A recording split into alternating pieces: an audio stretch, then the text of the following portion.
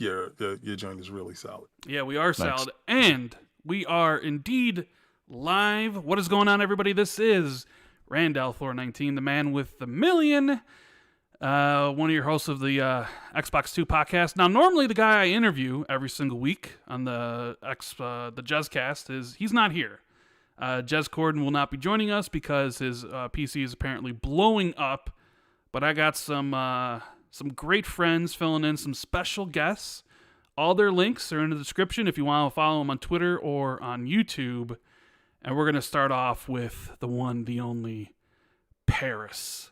The co-host of Gamertag Radio, as well as Kind of Funny Xcast, doing big things out there. Thank you for joining, Paris.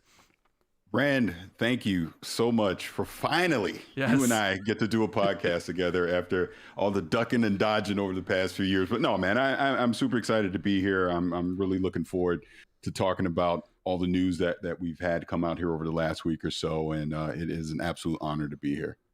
Well, thank you for being here. Can't wait to pick your brain about the showcase and the little thing that you filmed for the extended showcase. We'll talk all about that.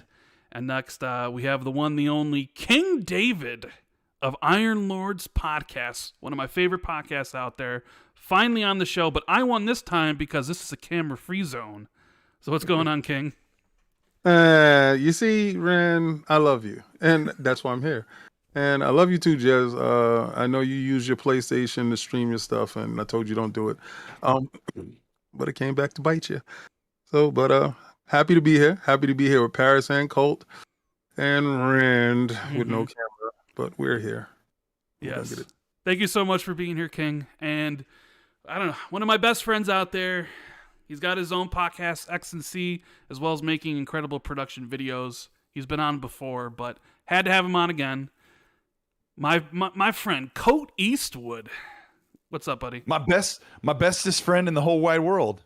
You and I were playing Turtles yesterday, so is this our footage? This is our footage that we played yesterday for an hour, indeed. Yep. I'm Michelangelo, you're Leo, so... We were happy dudes playing this game. It was really, really fun. Thank you for having me on the show. I'm excited to be here with Paris because we... I love this. Paris went up to me and goes, it's so nice to meet you in person. I'm like, wait, we haven't met before? Because I feel like... You know when you feel like you know people? Like I feel like I know King and Rand and Paris because we've talked so much. And then you actually shake a real human hand. It's phenomenal. But Paris. Honestly, that was the best part of last weekend at Summer Game Fest and Xbox Fan Fest and the showcase and all that. Meeting so many people that you knew online but never actually met in person. But just feeling like, hey, I already know this person. Because like you and I, when we met at the Mixer, face to face, it wasn't even weird to just walk up to you. Hey, what's going on, Colt? Like, you know what I mean? It was really cool, man. It was such an very awesome cool weekend. It's been a long time coming. For giving me FOMO. I really appreciate that. You're welcome, because the TCL slander, this is what you get. Okay, well, you know what? Have them reach out to my people, and we can work something out. So I figured we'll talk about the game that me and Colt just mentioned just for a little bit. I know I played it, Colt played it, you played it, Paris. We'll start with you, Paris. How you feeling about this Shredder's Revenge TMNT game? As you would say, it's in Game Pass, and Game Pass is what? What's that phrase you always say? Xbox Game Pass is the best value in gaming. Yeah. So how do you feel about the new Turtles game? I love it. I'm not going to declare, oh, this is game of the year or anything like that, but I will say this is probably the most fun that you'll have this year playing a game, because it doesn't try to be anything other than what it is. It hits the nostalgia beats of the 90s Turtle games, the cartoon show. The soundtrack is just absolutely on fire, by the way. And it is just a classic, brawler beat 'em up, and that you get to play with your friends. It's fun as hell. I don't know any other way to describe it. It is just a blast to play this in co-op, and being able to review it, like playing with my son, my nephew came over, we're all playing. We just had a blast, man. It's a lot of fun. This really took me back to the 90s when we used to play this in the arcades. Yeah, 100%. Me and Colt, we played it for an hour. I think maybe the only downside is the game might be a little short. But in that time frame, like, we were having a blast. I think we beat 8 levels. It's got that nostalgic fix, but it's also modern, like, right? You can dodge left and right, and it's such an incredible game. And then to like pop that into Game Pass, like, I saw it was $30, and I'm just like, nah, I don't have, I don't have to buy this. I'm just gonna download it and just have a great time. So, I mean, Colt, you feel pretty much the same, right? Yeah, when I look at the game as an illustrator, the art style is fantastic. The colors are just really perfect. I feel it's just like anybody who watched the cartoon back in the day is loving this game. The animations are great. The sound. There was like one song when we were flying over the city that was like it was like a late 80s rocker that they made up for the game that was phenomenal. We're just having a good time. And it's just neat that a game like this, it's like, I think it's a $30 game. It's just another thing that just drops into Game Pass. Like, here's what you get for this sub. And hold on. Here comes the FTC. They're coming after me for saying that. No, I'm having a good time. Awesome. It's just like, there it is. King, have you gotten a chance to check it out yet? And I know you love Game Pass. Well, definitely as the ambassador of Game Pass. We covered this game at PAX East this year, and I got a chance to talk with the illustrator of a lot of the cartoon animations and the guy who did the storyboards. And all this stuff it was great when we got a chance to cover it. I didn't know it was coming to Game Pass. I mean, he kept that under wraps, so I was like kind of pissed off when I found out that it was in Game Pass. And it was a kind of good pissed off, because this game takes you back to back when you played it in the arcades. It was never this good when it came home, but in arcades it was this good, and it surpasses the arcade in every way, to be honest with you, from the animations to the soundtrack to the move set. Like Colt said, it's modern, but it's a retro throwback. You even have a way to put the words pixelated on the screen. You can debug that later, but it's a fantastic game. I love it. We're gonna actually stream this, I think probably tomorrow, as a team, as Iron Lord. So yeah, I can't wait to look forward to it. Plus I play with Raphael, so that's my favorite turtle. So. Yeah, Same. I had to have Michelangelo. He was always my favorite, so that's who I played with. I'm loving it too. But let's get to the big juicy topics, and I'm going to throw this one to Paris because he was there, and we'll talk about the showcase in just a few, but I want to get your thoughts on FanFest and what it's like to go, because you were also at the Summer Game Fest thing. You were testing out the Samsung. I saw some of the pictures. You were testing out the Samsung xCloud people stuff. was mad at that too. Yeah, people were mad at that. What's it like to have FanFest and gaming conventions come back? Like, how cool was it to see everybody again? Like, was that one of the big takeaways for you this weekend? Yeah, I mean, the best way to describe it is you don't realize what you miss until it's taken away from you. And to go 3 years without having these in-person events, and to kind of have this mini E3 with Summer Game Fest, then mixed in with Fan Fest on the last day. I mean, it was like I got emotional at points, because you realize how much you miss seeing people in person, having those in-person conversations and the dinners and the laughter, and people coming up to you that you never met before, and exchanging information. Just all that was involved with that. I mean, it was pretty special. I'm still honestly buzzing from last weekend, because I told you this offline. Everybody was just happy. Mm-hmm. That's the best way I can put it. Everybody there was just happy to be there. We're all excited to be there, whether it was Summer Game Fest and we're actually covering titles, or then, once it went to the actual show, Xbox Showcase, and then FanFest afterwards. Everybody was just excited to be there. Everybody was happy. Everyone wanted to interact with each other and just have a good time. So I think between what Jeff Keighley did and then what Xbox was able to do afterwards, I mean, both just first class productions all the way. And like I told you offline, honestly, I hope from Xbox perspective, they do this moving forward, in that yeah, I could see them wanting to probably do a live showcase again, but I don't think it's 100% necessary. I kind of like that it's pre-produced, so you're getting the best of whatever it is that they're attempting to do. You don't have to worry about gameplay failing live in the middle of something. All that's already recorded in the can. You can still have the virtual viewing parties, get everyone together in an auditorium like they did today. Phil and Sarah Bond and Matt Booty and the rest, they can all still be there talking to the crowd just like they did. do the showcase. Everyone's there. You have that same energy where everyone's excited, and then when it's over, you transition it right off into FanFest like they did this weekend. I thought it was perfect. I thought it was great, and like I said, it was something that I didn't realize I missed until it was taken from me. And my God, did I miss it, because I had so much fun. Yeah, he sounds like. I mean, we were kind of making King a little jealous. I know King loves to go to these things, but what was it like for you, King, sitting at home watching it, knowing that you could have been there? Was it rough for you? It was terrible. Because I know it was rough for Tim. Tim Dog.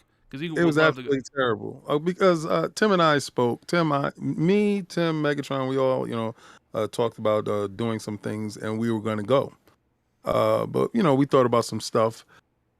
I like how Microsoft handled it, as far as FanFest all over the world, basically how they had it going on. And I saw it in Australia. I saw it. I think it was in Brazil or Buenos Aires or someplace like that. And I said, wow.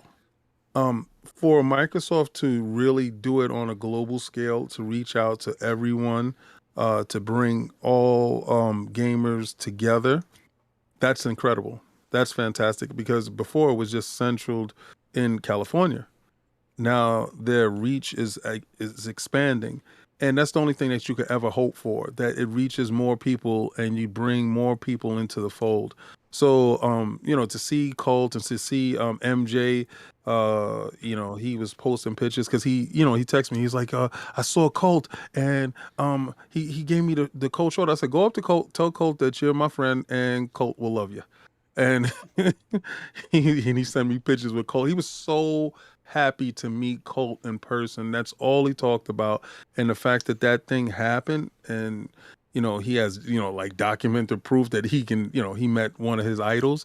That's an incredible thing. And I told him, he is the genuine thing, and he's a good guy. So definitely just go up to him, talk to him, and you'll see he's a good guy. So just to see you guys having fun, that was all I needed. Yeah, it makes me want to go. Like, see all the pictures out there, and I'm just like, man, I wish I was able to go. But Colt, you were there. You got some of the behind the scenes treatment, the special media treatment.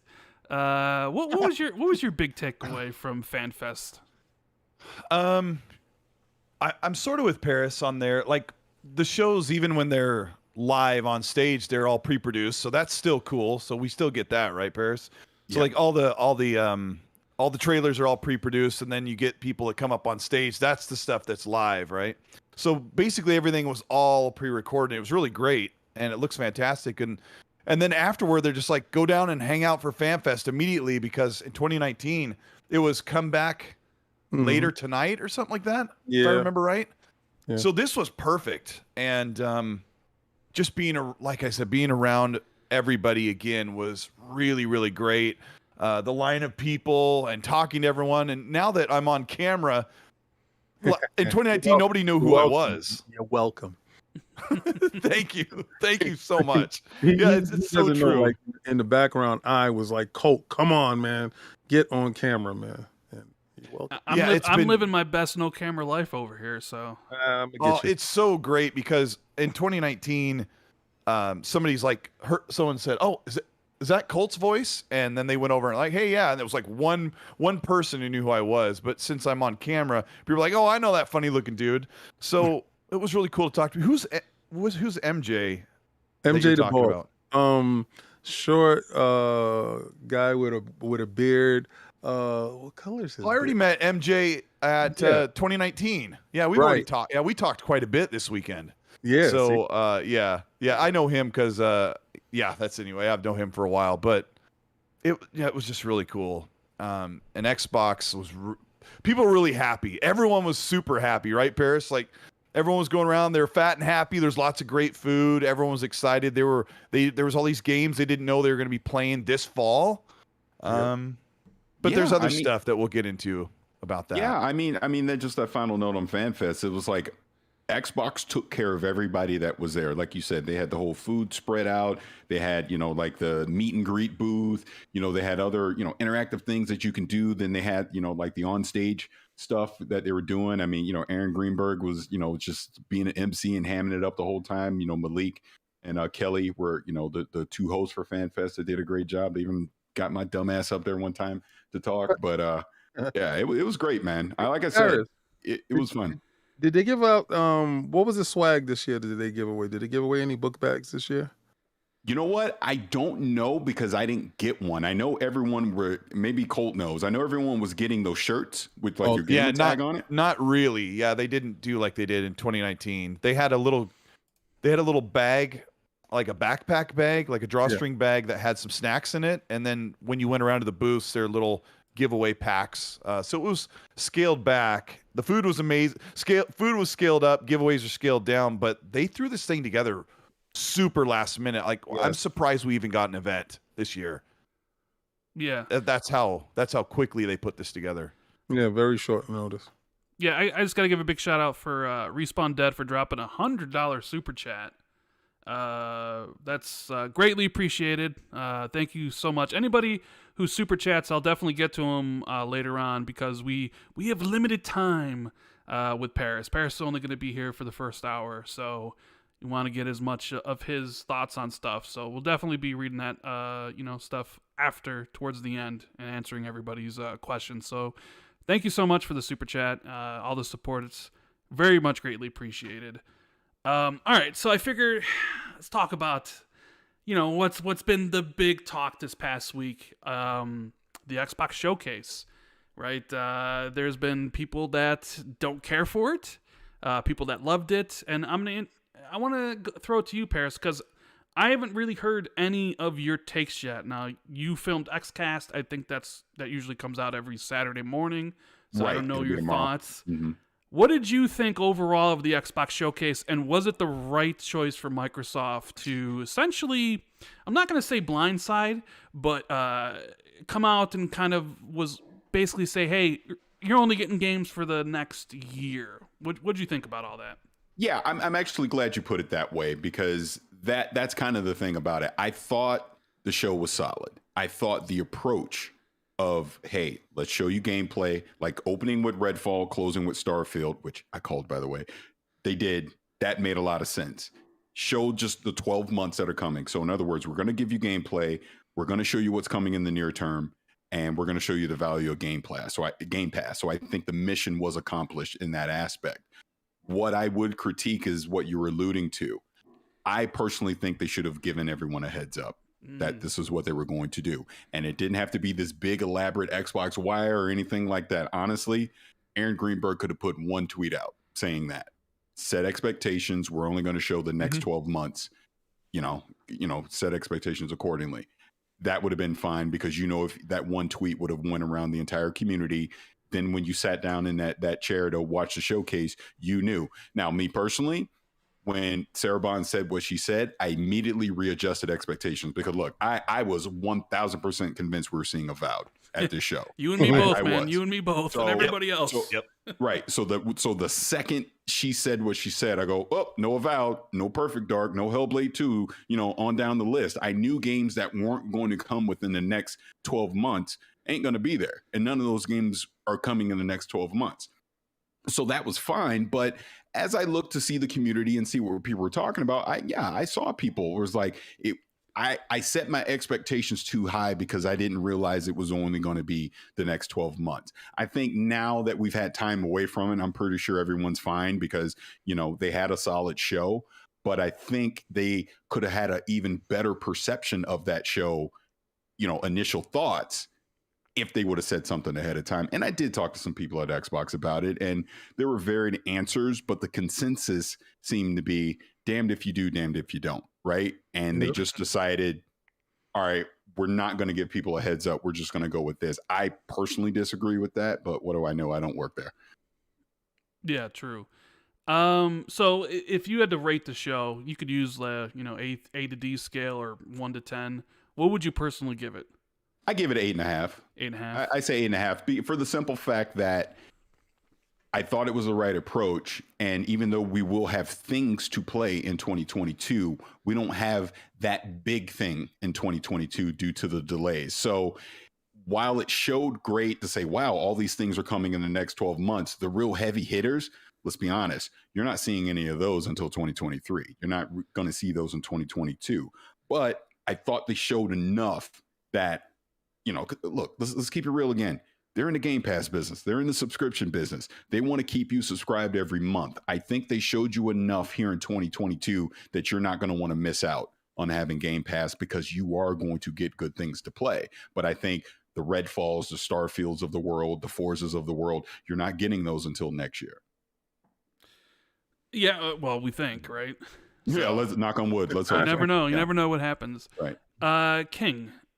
Now, a lot of people assume Xbox guys love everything Xbox does, that we never criticize the brand, which I always laugh, because have you ever listened to the Xbox 2? Sometimes we have people that tell us that we criticize too harshly. I know same could be said for you yourself, Paris. You definitely have had criticisms, as well as Colt.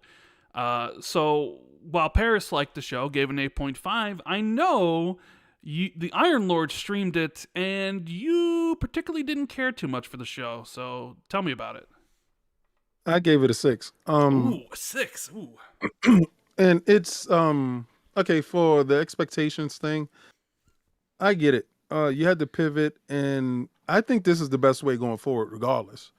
If you're going to do a show every year and you're going to do it every June, and it's going to be an annual thing, excuse me, then you can temper it into the pattern that you just give for the first, for those 12 months. This is what's going to come out for the 12 months. But as you can see on the screen, we have Ninja Turtles here, right? And we have this game inside Game Pass, right? So when we was having lulls in the show, this game could have picked up some of that lulls. So they like to have surprises on deals that they did sign, or they're going to sign, or they're working on, that they couldn't work into the show. And that's a welcome surprise later. But you are going to be graded on what you show and how you showed it. I'm just grading the show in its totality. And I did not like the lull in the middle. You got Redfall to start it off. You had a couple of bangers in between there. And then it hit such a dip that when it got to Atlas and the Persona games, and then when it got to Kojima, you were so bottomed out that you had to bring yourself right back up. And by the time you did get right back up to it, you were looking at Starfield with discerning eyes, like, well, what's wrong? What's going on here? Instead of, the wild expectations that you should have for the game. Not saying that the show was terrible. My 6 indicates that I didn't like the order that it was shown. It could have been shown better. We already know the expectations. We knew coming into the show that certain games weren't going to be out this year. I thought Forza was going to make it this year. It didn't. And, that was a huge disappointment for myself, because I knew Forza was going to look the best. I knew Forza was going to present the best.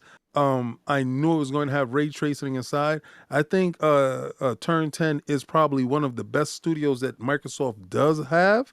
So I knew they were going to put their best foot forward. When I saw it, I went crazy, because I'm thinking it's coming out in September, latest October. Now I'm just waiting for this Activision deal to get done. To hopefully save the rest of the year, because you do not have a first-party game from your studios coming out this year. That's unacceptable. All right, so you are warranted a 6, and I know you put your eggs in the basket talking about Redfall and Starfield. I know you did, and you probably put your eggs in the basket with Forza as well. But again, that's not on us. That's on you, and you're going to be graded accordingly. So I give it a 6. 6 is not bad. 6 is mid. And that was the show. The show was mid. If you're talking about stuff that's coming out this year, you should get lower than a 6. I'm grading you on the rest of the other 6 months of the year that's going to be next year. So a 6 is fine for them. Yeah. If you don't, if you don't mind, and I know Colt wants to get his opinion in, so I'll save it to after Colt gives his opinion. But I definitely want to circle back on a couple of things that King touched on. Okay, Colt, what are your thoughts? I know you had your show with Gaz and the Sauce on Monday. You flew in real late, so you've had time to think about the show. What'd you think overall? I don't know how to start. I'll say the middle of the show, I was yawning. No one was clapping. But I've realized this is going to be my really crazy take that's going to shake everybody up. But I've realized that a lot of these hardcore gamers that watch these shows, me included, are more excited about games we don't have than games we're getting soon. Yeah. And I think what makes an event very highly rated is when it promises these amazing games that we can't have in the near future. And that's mainly what you see. You don't get an announcement for a game very often that's coming in 3 to 6 months. Very few studios have been doing that. They've been talking about games that are so this whole thing where everyone says, oh, I'm so excited about this that's coming eventually, this that's coming eventually, and this that's coming eventually. Because what I realized was 2020 was one of their best shows, and it promised Xbox fans this amazing roadmap future of games that are being worked on by their studios. And what we saw on Sunday, because I agree with King, was a rough show because it did not reassure Xbox fans what the future looks like. It's almost like everyone thinks, gosh dang, Avowed and Indiana Jones and Wolfenstein 3, Hellblade, all these games are canceled. Like they almost treat it like they're canceled because they're a no-show. And but I agree, the show could have been a lot better because that middle section was not what core fans are looking for. They don't care about Fallout. Fallout 76 has no place in an Xbox showcase.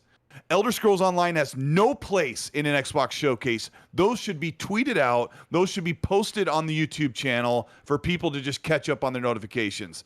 There's no reason to have that. And some of the other things that bother me that I have to get used to going forward is Xbox showcasing stuff that will never come to Xbox console, like Valorant and League of Legends and other games like that will only come to PC. It robs their core fans because when you look at that group of FanFest, 300 plus or 500 people, whatever it was, wearing the Xbox jersey they're giving out, those fans are mainly playing on an Xbox console, and they had to sit through 20 to 25 minutes of content they'll never get to play on that Series S or X. Interesting. That's my gripe. That's my gripe with the showcase. I really, really enjoyed the showcase. We'll talk about the other stuff that was great. Like Redfall showed amazing. Starfield showed amazing. I understand what the complaints are. We'll get into that because that's the whole end of the can of worms. And there were just really great moments. And like Paris said, you cut out 30 minutes of the show, and it would have scored with people emotionally a lot better. Yeah, Paris, do you want to come back and go? Actually, Colt also gave me a lot to unpack there as well. So let me hit the Colt stuff first, and I'll circle back to what King was saying. So I'm going to disagree with you in this sense about the Riot deal. This is a big deal, and it goes beyond just if it's going to be on console, is it on PC? They're making the long play. I know nothing, but I would be shocked if these games don't eventually show up on an Xbox console. I understand what you're saying in the short term. A console gamer doesn't have access to them, but the long play is establishing this partnership with Riot, so that when those games are available to come to console, they're day one on Game Pass, baby. That's where they're going with this, and the insane value of people that are in that Riot ecosystem right now that they're going to get out of this partnership is a pretty big deal, in my opinion. Okay, I agree. I also want to say you actually kind of prove the point of what some people at Xbox were saying about it's a damned if you do, damned if you don't scenario, because what they listened to the community was telling them, we need to see what you got in the short term. So they said, you know what?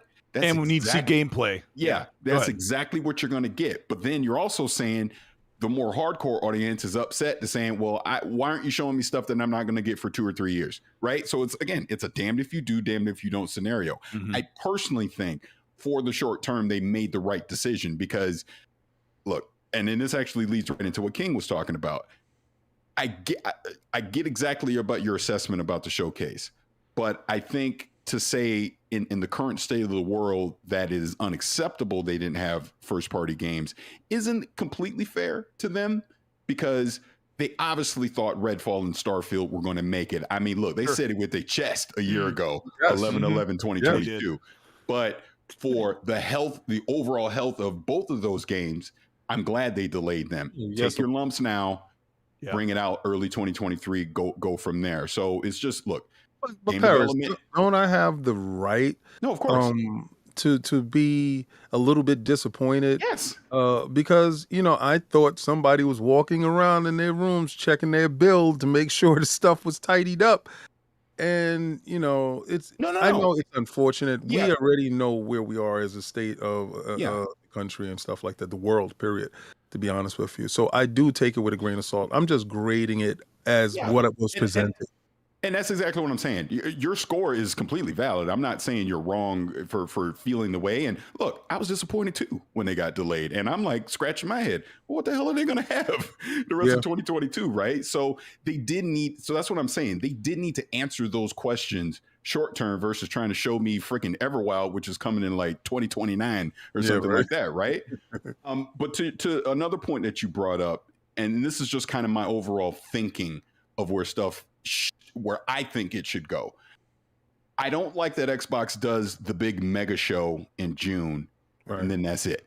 Like, think about it. Yeah, they were dark this entire first half of the year. We didn't know anything. Then you do your big mega show, and then we have no idea when they're going to come back. Maybe Gamescom, obviously, but we have no idea when they're really going to come back and give us any further updates on anything, or do some forward-looking stuff, or maybe do another deep dive into some of these studios about upcoming titles. We have no idea. And I did have this conversation with a couple people that I think they need to change the cadence of how they handle these shows. Where I personally would love to see them do something smaller at least once a quarter. I got a theory. You don't remember when I was calling? I think it was last year and the year before, the 12 months of Phil. It seemed like every month they had something to show, something to talk about, some morsel to give you, right? And ever since this whole Activision thing went down, they've been really tight-lipped on stuff. So I don't know if it's, listen, we don't want to ruffle any feathers. We don't want to, change the mindset of things. We just want to proceed accordingly. And when this stuff is tidied up, then we'll get right back to the 12 months of Phil stuff, because and you're right. This year they started off with the Activision talks and of acquisitions, and then quietness. So I think that played a big role in it, and then them also knowing the state of where certain things were, and trying to see if they can shore that stuff up by the time that they were supposed to release. And then the realization that these stuff aren't going to come out, and they can't run out and go do certain other acquisitions and things, because then that leads eyes towards that acquisition. So they're like stuck between a rock and a hard place, to be honest with you, because I'm pretty sure Crystal Dynamics fit in a wheelhouse, but you're under the gun right now, and that can't happen. Yeah, I'm with you on that. I think that definitely plays into it, but I'm thinking, okay, 2022 is what it is. Like you said, the Activision acquisition, knock on wood, probably closes later this year or early next year. And then I think, but that's what I mean. And I'll bring this last point up on a conversation I had, but that's kind of what I mean. I think as we go into 2023, I would like to see them pivot their cadence on announcements and talking about things, because by that point, we're talking 30 studios. There's a lot of stuff that they should be having in the short term, the medium term, and the long term, that you can kind of start telling stories around throughout the year to keep people engaged with what's going on with Xbox Game Studios, what's going on with Activision, Bethesda, etc. So conversation, that the very thing I'm talking about right now, I did have with a person at Xbox, and that person said to me, think of Xbox as a battleship. It takes time to steer to make a battleship turn around, right? So in other words, there's a lot of moving parts. They can't just snap their fingers and immediately pivot into something else. But the conversation I'm having, they've already had 20 times internally about what to do. So hopefully as we go into next year, we will see a change as far as piecing out the information. Because again, let's bring PlayStation into this for just a second. I like state of play. I like that they do those, that even if they're small things that may not appeal to me, they're still out there communicating in a way on what's going on with PlayStation. So you kind of have an idea of what to expect and what's to come. Because look, we know probably September they're going to do a big God of War thing. Everyone's going to talk about that. They just did stuff for PSVR. They did a Horizon one last year, etc. They'll do indie showcases, things like that. Not that I'm saying Xbox needs to copy and paste that specifically, but I like the cadence that PlayStation has, where they don't just have one big mega show in the middle of the year. They're spreading it out throughout the year. You know, you make up a good point, because I was just thinking about next year, just early, the first 6 months of next year. And if everything goes well, like you said, the Activision deal closes either end of this year or early next year, Xbox is going to have 7 games release the first 6 months.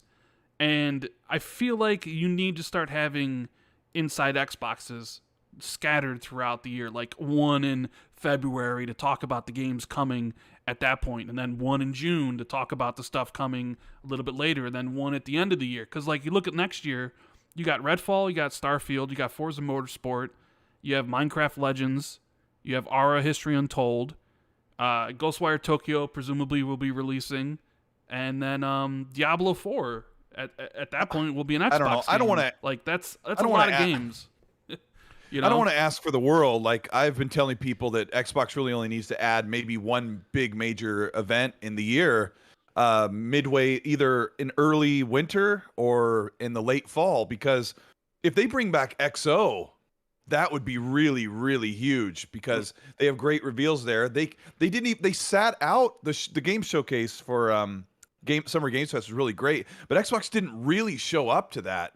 I thought maybe they might show a little bit of combat from Hellblade, and they didn't even do anything for that. So if Xbox had one more big event plus their June event, and then they have a great presence at Gamescom, which they usually don't, or they have a really great presence at the Game Awards, that's a really big improvement.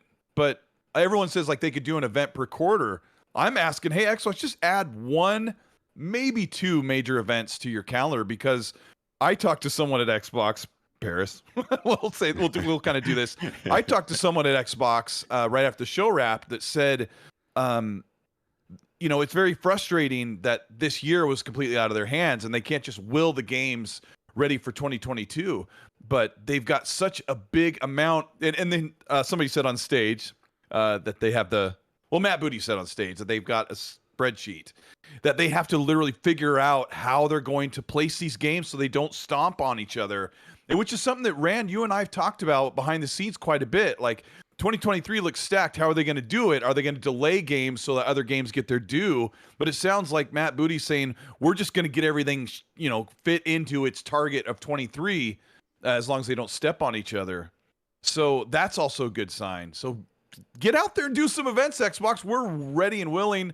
And the viewership's incredible on the last Xbox showcase. The metrics are up high, the ratings are up high, the views are high. Sometimes it's like a microcosm of the hardcore that really have that voice. We're asking for more first-party output. We're asking for, go ahead and just tell us what's coming. Talk about Project Dragon. Talk about these other games. Just mention them. You don't have a hard and fast rule that it's only 12 months, because Silksong didn't include that, right? Yeah, Silksong was the only game in there that didn't follow their own rules of 12 months. But what was your, I guess, the high point for you, Paris, of the entire show? What was the one thing, like your game of the show, or the moment that stuck out for you the most? And then on the flip side, what do you think was the lowest point of the show? Forza, what was a highlight for me. I was very impressed with what Turn 10 is doing. I think King even just said it earlier. They're easily, if not the best, top 3 best developer they have inside Xbox Game Studios right now. Just a visual showcase from what we saw, what they're doing, from a detail level in Forza. I've said it multiple times already this week. This is truly a next gen racer that's coming out. This is, in my opinion, the first time that we're seeing a game that is truly all right, this is why you have a Series X and an S to take advantage of everything that comes with that hardware. I know Forza did the stream yesterday, pretty much confirming, I guess, ray tracing is going to be gameplay, because Colt, you were there during FanFest. You know, Aaron and I had the awkward moment on stage talking about that, and Aaron wanted to be specific, reading from what Turn 10 said specifically, and it looks like it paid off a little bit. Yeah, it really did. I raised my hand at the event, and I asked if Turn 10 had ray tracing in gameplay specifically, and Paris like, don't call on him. We had a good laugh, but Chris Saki from Turn 10 spoke out like 3 or 4 days later and said, we don't want to mince words, that there is ray tracing in game. It's been quite a fight, Paris, with the your typical fanboys, me included, as far as what Turn 10 means when they're going to do ray tracing, and knowing that they should be able to get it done. Turn 10's amazing, but that's opened up a whole nother can of worms, where he also said global illumination is in replays, but what we saw on screen is basically exactly how it'll look on a Series X. Very, very face-melting stuff. I just want to give a quick shout out to this 1,700 people watching live. Appreciate each and every one of you. Make sure you hit the like button if you're enjoying the show, and subscribe if you're new. Go ahead, Paris. Oh, no. I was just agreeing with what Colt was saying. I mean, to me, there's still so much time before Forza comes out. Turn 10 is going to have plenty of time to continue clarifying, you know, some of the features and everything that we're going to see in it. So is it real true ray tracing? Not, we'll see. But the one thing that this does have an advantage over Gran Turismo 7, as a specific example, and even Forza Horizon, it will not be playable on the Xbox One. So this is a next-gen console only, PC only title, Forza, that we're getting. And I just remember the reveal back in 2020 and just kind of what they were setting expectations for. And it looks like Turn 10 is going to deliver here. So I'm pretty excited for it in 2023. Now, you asked me what my disappointment was. And actually, this echoes previous conversation. I think it was Colt that brought it up. I don't need to see Fallout 76 or Elder Scrolls Online during an Xbox 100%. Showcase. And here's why. Here's why. Whether you like those games or not, your mileage may vary. Those are pre-existing games. Like, I'll throw Sea of Thieves in there as well. Those are games that we already know about. These are games that we already engage with, we already play. I don't need them on the main show. Now, if you want to talk about some stuff in extended, that makes sense. But for the main show, this is why the middle of the show kind of dragged a little bit, because you were taking up precious time on known entities and established audiences, where, like you said, you could do that in Xbox Wire. You could have a separate YouTube video. There's other ways to communicate new content coming out for those games, versus the people that are watching your showcase. They want to see new stuff. That's why they're there. They want to see new reveals, new announcements, not existing announcements. Because, like, even the Fallout 76 stuff, as I'm watching it, I go, didn't they say this already? Like, I was confused. Like, I felt like I heard it already, versus why am I hearing this in the showcase? So that'd probably be my biggest disappointment. You know, I felt the exact same way. In fact, I literally told Phil that the other day. I was like, listen, I thought the beginning was great. I thought it started really good. I thought it ended really good. But I was like, there's a part in the middle where you show off these games as a service, and it's tough to get excited for those, or even care to even watch it, because you know deep down you're never going to play those games. At least with a brand new game, you're going to like look at it and be like, okay, is this for me? You're at least interested because it's something new. But like ESO, Fallout 76, my brain just shuts off as soon as I see those things, because I know deep down I'm not going to play them. So here's the problem. It's like dead air. Here's the for problem. Me, you know? We got to talk about the Sea of Thieves trailer, which was absolutely fantastic, and the audience was loving it, even though they didn't care so much about the information. Is we all have this very similar opinion, but Sea of Thieves and Fallout 76 and Elder Scrolls Online have a massive draw of players, and it's super popular. But like you said, there are already games that exist, and we need new announcements, and they want to. It's like there's more content that they have for the platform, but gosh dang, that just belongs somewhere else. It belongs on the like extended showcase, Colt. They have an extended showcase for a reason. It belongs there. Yeah. I mean, I've been making content for a few years, so I'm nothing like Xbox and PlayStation. I've been doing this for decades, right? But sometimes when I'm creating something, I think, I mean, I was doing it today. I'm working on a video and I get into a section and I cut out like 30 seconds of something I said that I feel like is unnecessary or is derivative or whatever. And sometimes you just have to trim the fat to have something better. And sometimes I just wish like, can we do peer reviews? Like maybe can you just like have Paris just run this by Paris and say, hey, what would you cut out if you had to cut out 20 minutes of this? And Paris would be like, ooh, let me see. I don't know. Maybe that's just fans talking. Hey, I would personally, and I know a lot of people may disagree with this because again, this is the big mega show. The show that we just got probably could have been about 50 minutes and still been as effective, in my personal opinion. Sure. Then you do an extended where you have more in-depth conversations. But I think the main mega show probably could have been 50 to 60 minutes. I think 60 minutes is probably more fair in that way. But it's because of announcements like that we're talking about that I didn't necessarily need at that show. That's all. Yeah. King, what was I know you rated it 6 out of 10. What was your highlight of the show? Forza, without a doubt. Forza? Okay. And I think that the Xbox One can play it cloud. I don't think they leave those guys behind. I think the cloud will be able to play that game with no problem on the Xbox One or whatever Xbox console you do have. That's my thought of it. I don't know if it's actually going to happen. I believe it is. I believe that the Xbox One, and especially Xbox One X, if you have Game Pass on it, wherever Game Pass is, you should be able to play that game. I saw that game and I knew Turn 10. It's just, certain studios, it's going to put their best foot forward. I saw when they did Forza 7, it was incredible. They used the X to its potential. So now when they have the Series X and the Series S, I believe they was going to do the same exact thing. So my faith was definitely rewarded in the studio. They're changing a whole lot of other things to it. So they're building it from the ground up using the new technology that they do have. Shout out to Jason Ronald. A lot of stuff that he talked about is going to be utilized in that engine. And it's going to definitely look incredible. I could have told Colt before he even asked that they was going to have ray tracing in game.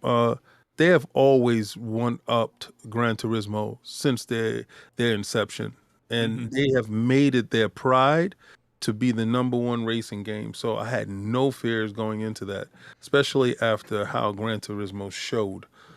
My lowest point, I have to echo the sentiments of my colleagues here, to be honest with you, because when you show Sea of Thieves, and shout out to Lord Cognito, you were right, and I just wished you to be so wrong. It's like he told me before the show, Sea of Thieves is going to be, and I said, there's no way in hell they're going to do that. Yes, it was, and they did it. I know they have millions and millions of people that play the game. Same thing with Elder Scrolls Online, and the same thing with Fallout 76. But like I said, it was a hashtag leave it for Jeff or leave it for the Tuesday show, to be honest with you. That's what I was saying the whole show.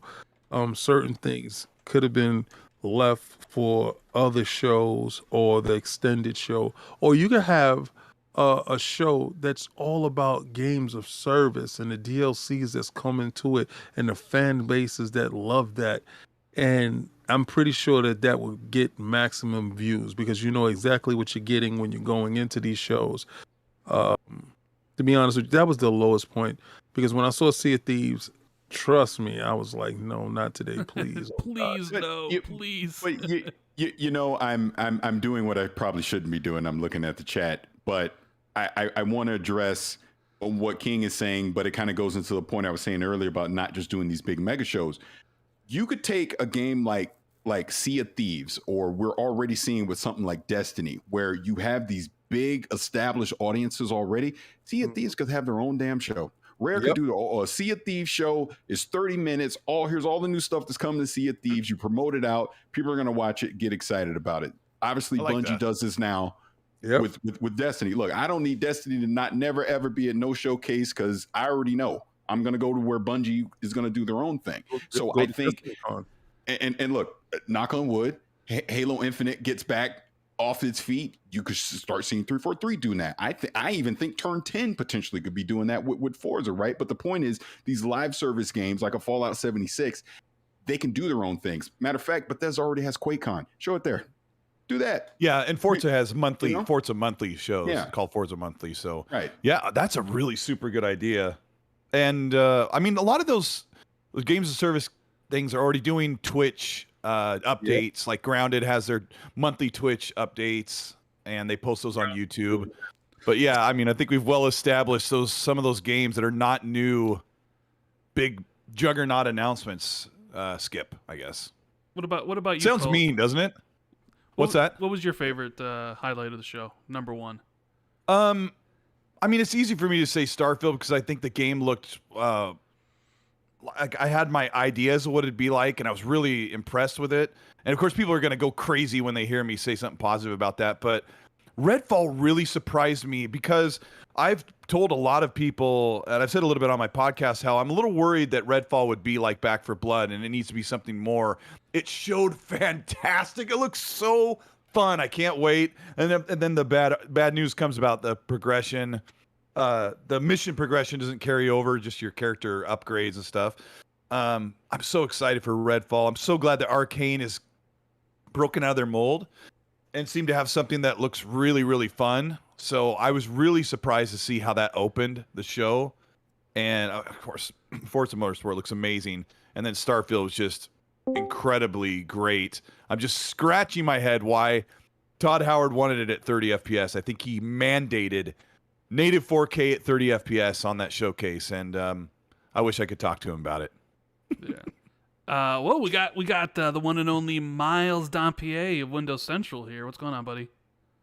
What is going on, gents? How we doing? Well, that's my exit to leave. All right. Yes, thanks. thank you, Paris. I'm here. You can exit. Stage All right. right. I know. goodbye. I know, Paris. Your time is limited, but before you go, can you give us a short story about the thing you filmed for the extended showcase? I thought that was pretty cool. Oh, yeah.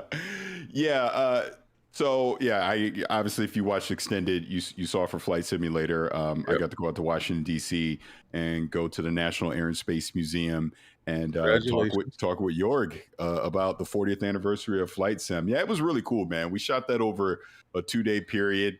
I got to fly in a helicopter. Like, I am legitimately, when you see me in there, I am flying the helicopter. I didn't take off or land, but the pilot showed me how to do the controls. So I'm the one that's flying around, and we flew around Baltimore for about an hour filming all that. Awesome. And then, then we spent a day at the museum. And here's the best thing about this.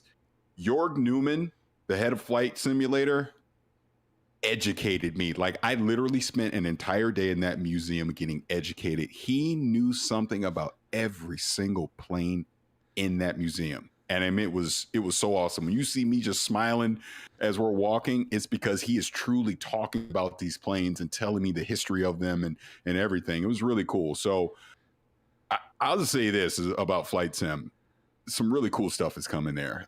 Don't even just beyond the 40th anniversary. He has a lot of ideas for things that he wants to do in the future. And it's pretty cool. Even the stuff that's there right now. And then seeing the space shuttle in person blew my mind.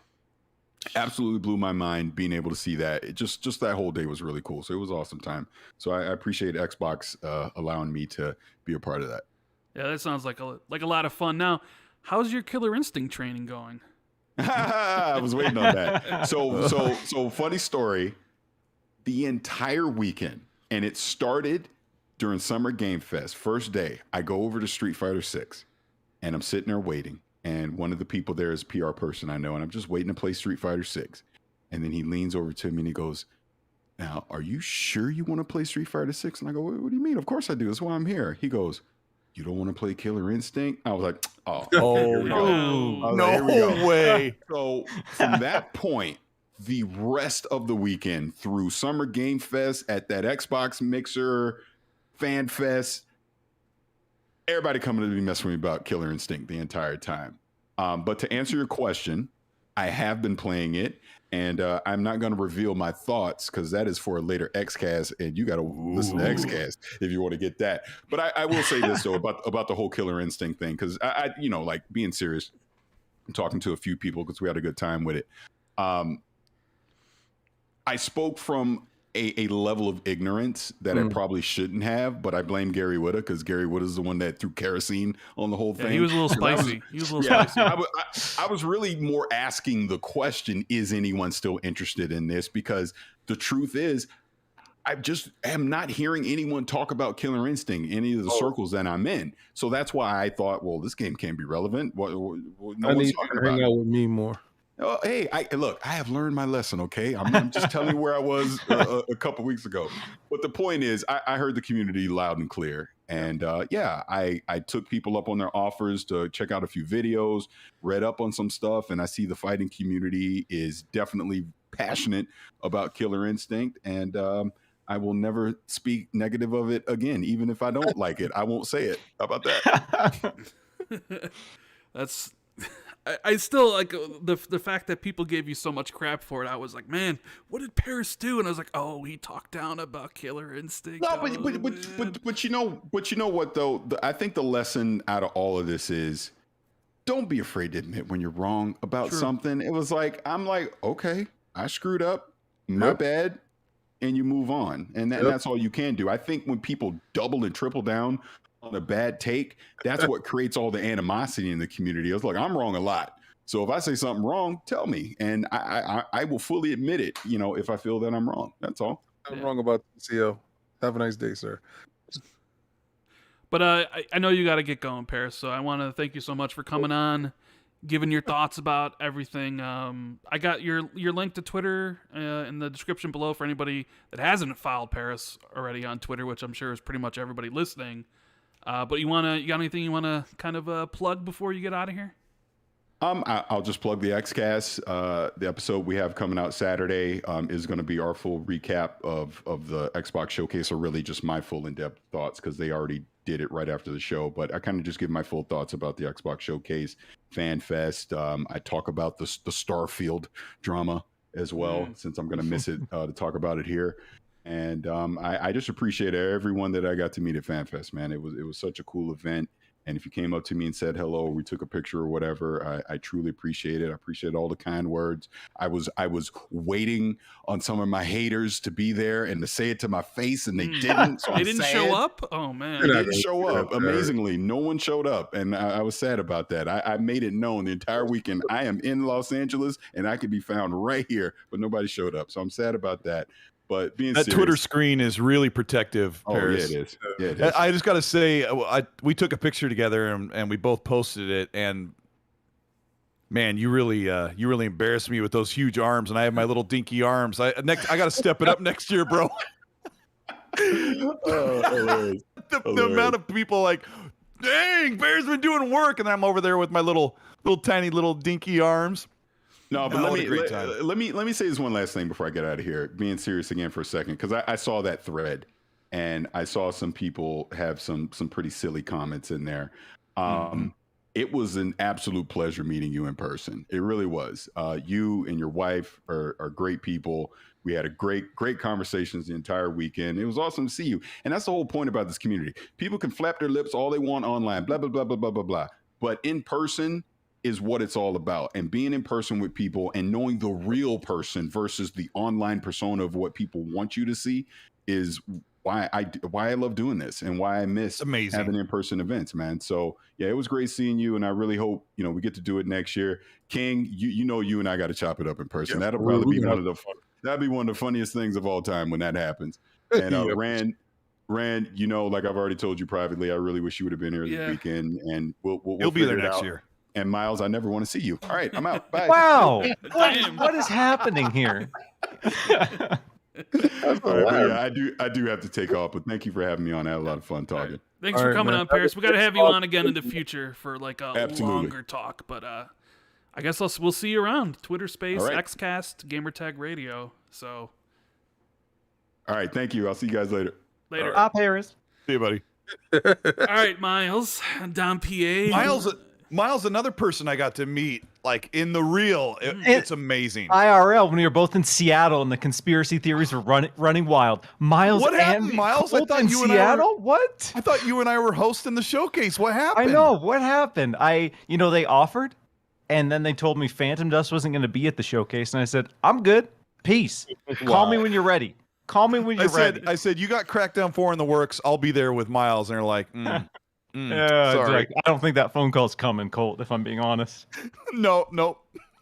Anyways, Miles, we were talking about the showcase. Everybody's kind of giving their thoughts. I know you have chatter days, but you're not doing it this week. So, what are your overall thoughts of the showcase? Yeah, it's been interesting to see the old discourse online following the showcase. I was doing a live stream over on Windows Central for it, and I came away. I had a post show immediately after, before I even looked at Twitter, before I went online to see where people were at, and I was quite positive on the show. I know there are the big controversy right now is the 12-month, the fixation on the next 12 months. But ahead of this showcase, over on Windows Central, I did a poll and I took to Twitter and I said, what are your biggest asks from Xbox at this show? What do you need to see them do? Where are they lacking? What do you want from the show? First and foremost was gameplay. Far and away. Hundreds and hundreds of people were complaining that Xbox has not done a good enough job showing gameplay. And then we had a roadmap, was another huge, a realistic, true, executable roadmap was another big point of criticism from the community. And Japan was another area of opportunity, we can call it. And then surprise reveals. I think those were kind of the big four. But I think in those respects, Xbox did a good job delivering on all of those criticisms. We saw a lot of gameplay, more gameplay than we've ever seen from Xbox. I loved the segment where Phil Spencer came out and specifically addressed Japan. When we were doing our predictions episode, I talked about how that's something that I wanted to see. I wanted to see that, commitment, that dedication to Japan and getting Japanese developed games on the Xbox platform, because I know they're not for everyone necessarily, but it is a huge, important part of the culture of gaming. There are so many fundamental games that are Japanese developed and so many beloved franchises that come from Japan. And objectively, Xbox hasn't consistently been the best there. So to see Phil come out, show Wo Long, and then talk about Kojima, to have Kojima come out and the Cloud Kojima project finally be confirmed to be real. And then to get Persona, that moment for a lot of people was a really, really big deal. It was a huge standout for me. And I personally loved that we saw the very near future.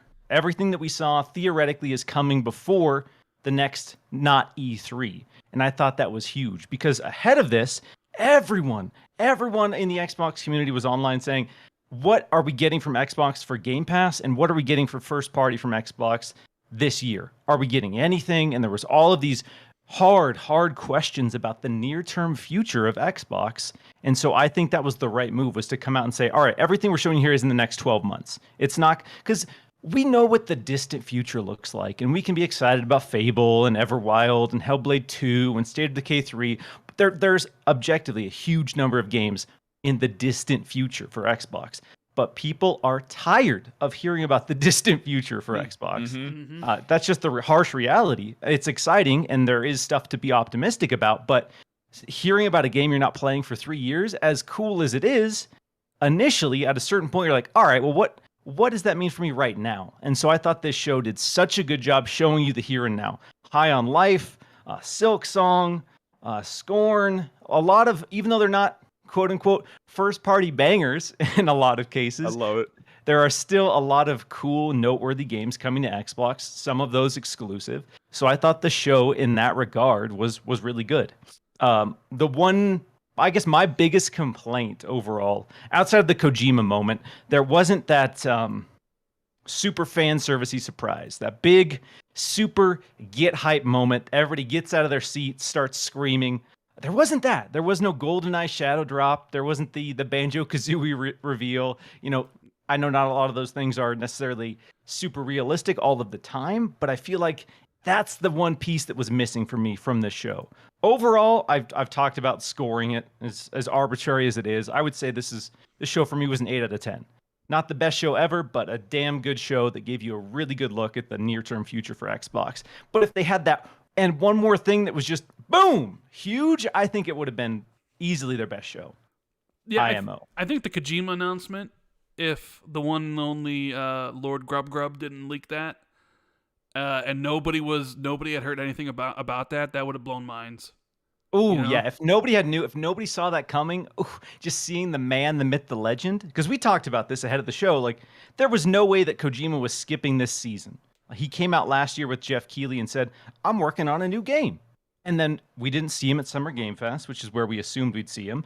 And I was like, all right, he has to be at Xbox. He has to be there. He's not just skipping this entire season. But if nobody had known that, and that was just this big megaton surprise reveal, I think, yeah, you're right. I think that could have been it. Yeah. Well, what was the highest moment for you? What was the big highlight? It started off strong. I think Redfall showed amazingly. I am so stoked for that. I'm so excited that we got a good chunk of gameplay so we can move past the Left 4 Dead comparisons. And on the surface, sure, you can compare it to Left 4 Dead in some ways, but I think they did a good job showing you that this game is going to be a lot more than that.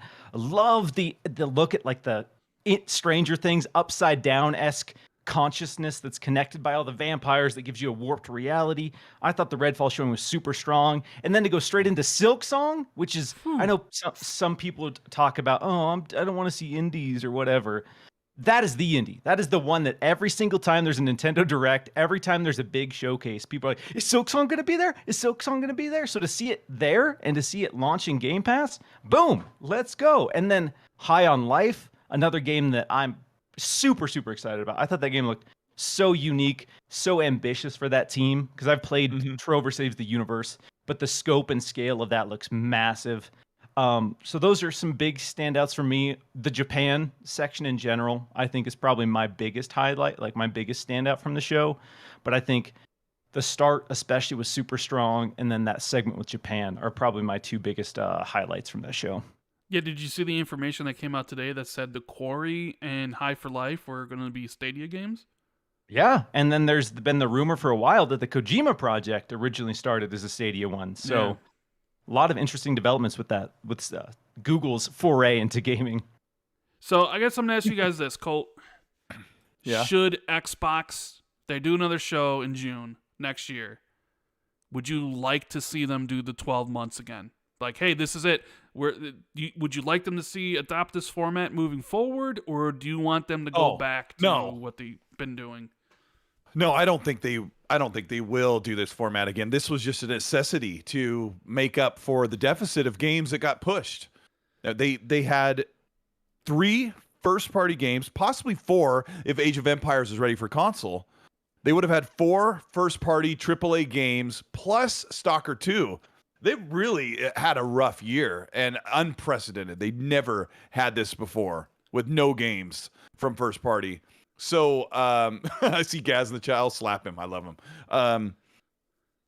What was your question, Randall Thor? My question was, the 12-month thing. Yeah. No. Next year it will be 12-month plus big announcements. And I know Xbox. We know Xbox. They do things because they have to.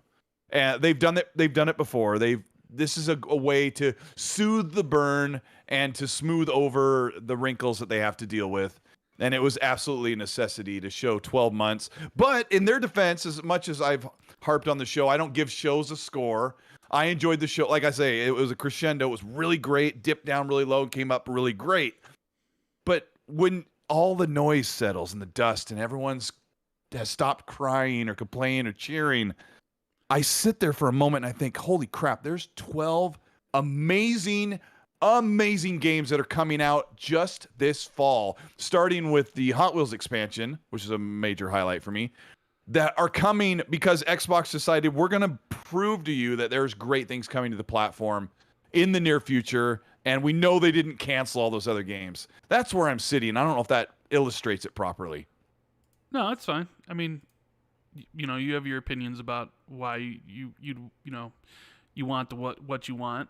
Personally, I actually told somebody at Xbox this. I said, I think the show would have. I think if you did the 12 months next year, it'd be far better received than it was this year. Because the problem, the reason I didn't rate the show higher, was because I felt it was a redux of last year to a certain degree.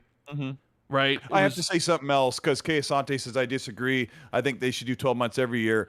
I also agree with that, Kay Asante, because I've followed Xbox's E3s for many, many, many years, and they typically their show, the majority, I don't know if you guys remember this, but the majority of their show, the games they show come out before the next E3. And there's, of course, there's exceptions, but whenever I break down what's coming, I used to do the PlayStation's E3 versus Xbox E3. I used to do that back when they were both there.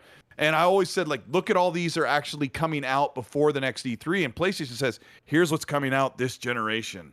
They've kind of done that. So, and I like PlayStation's approach. So what we saw in the past couple of years is Xbox did a mix. And this year they were stringent about these are only coming out in the next 12 months. Yeah. What I was saying was I felt like this was just a redux of last year to a certain extent. Yeah. Like Starfield and Redfall again, but longer trailers, right? Gameplay. Instead of Forza Horizon, you get Forza Motorsport.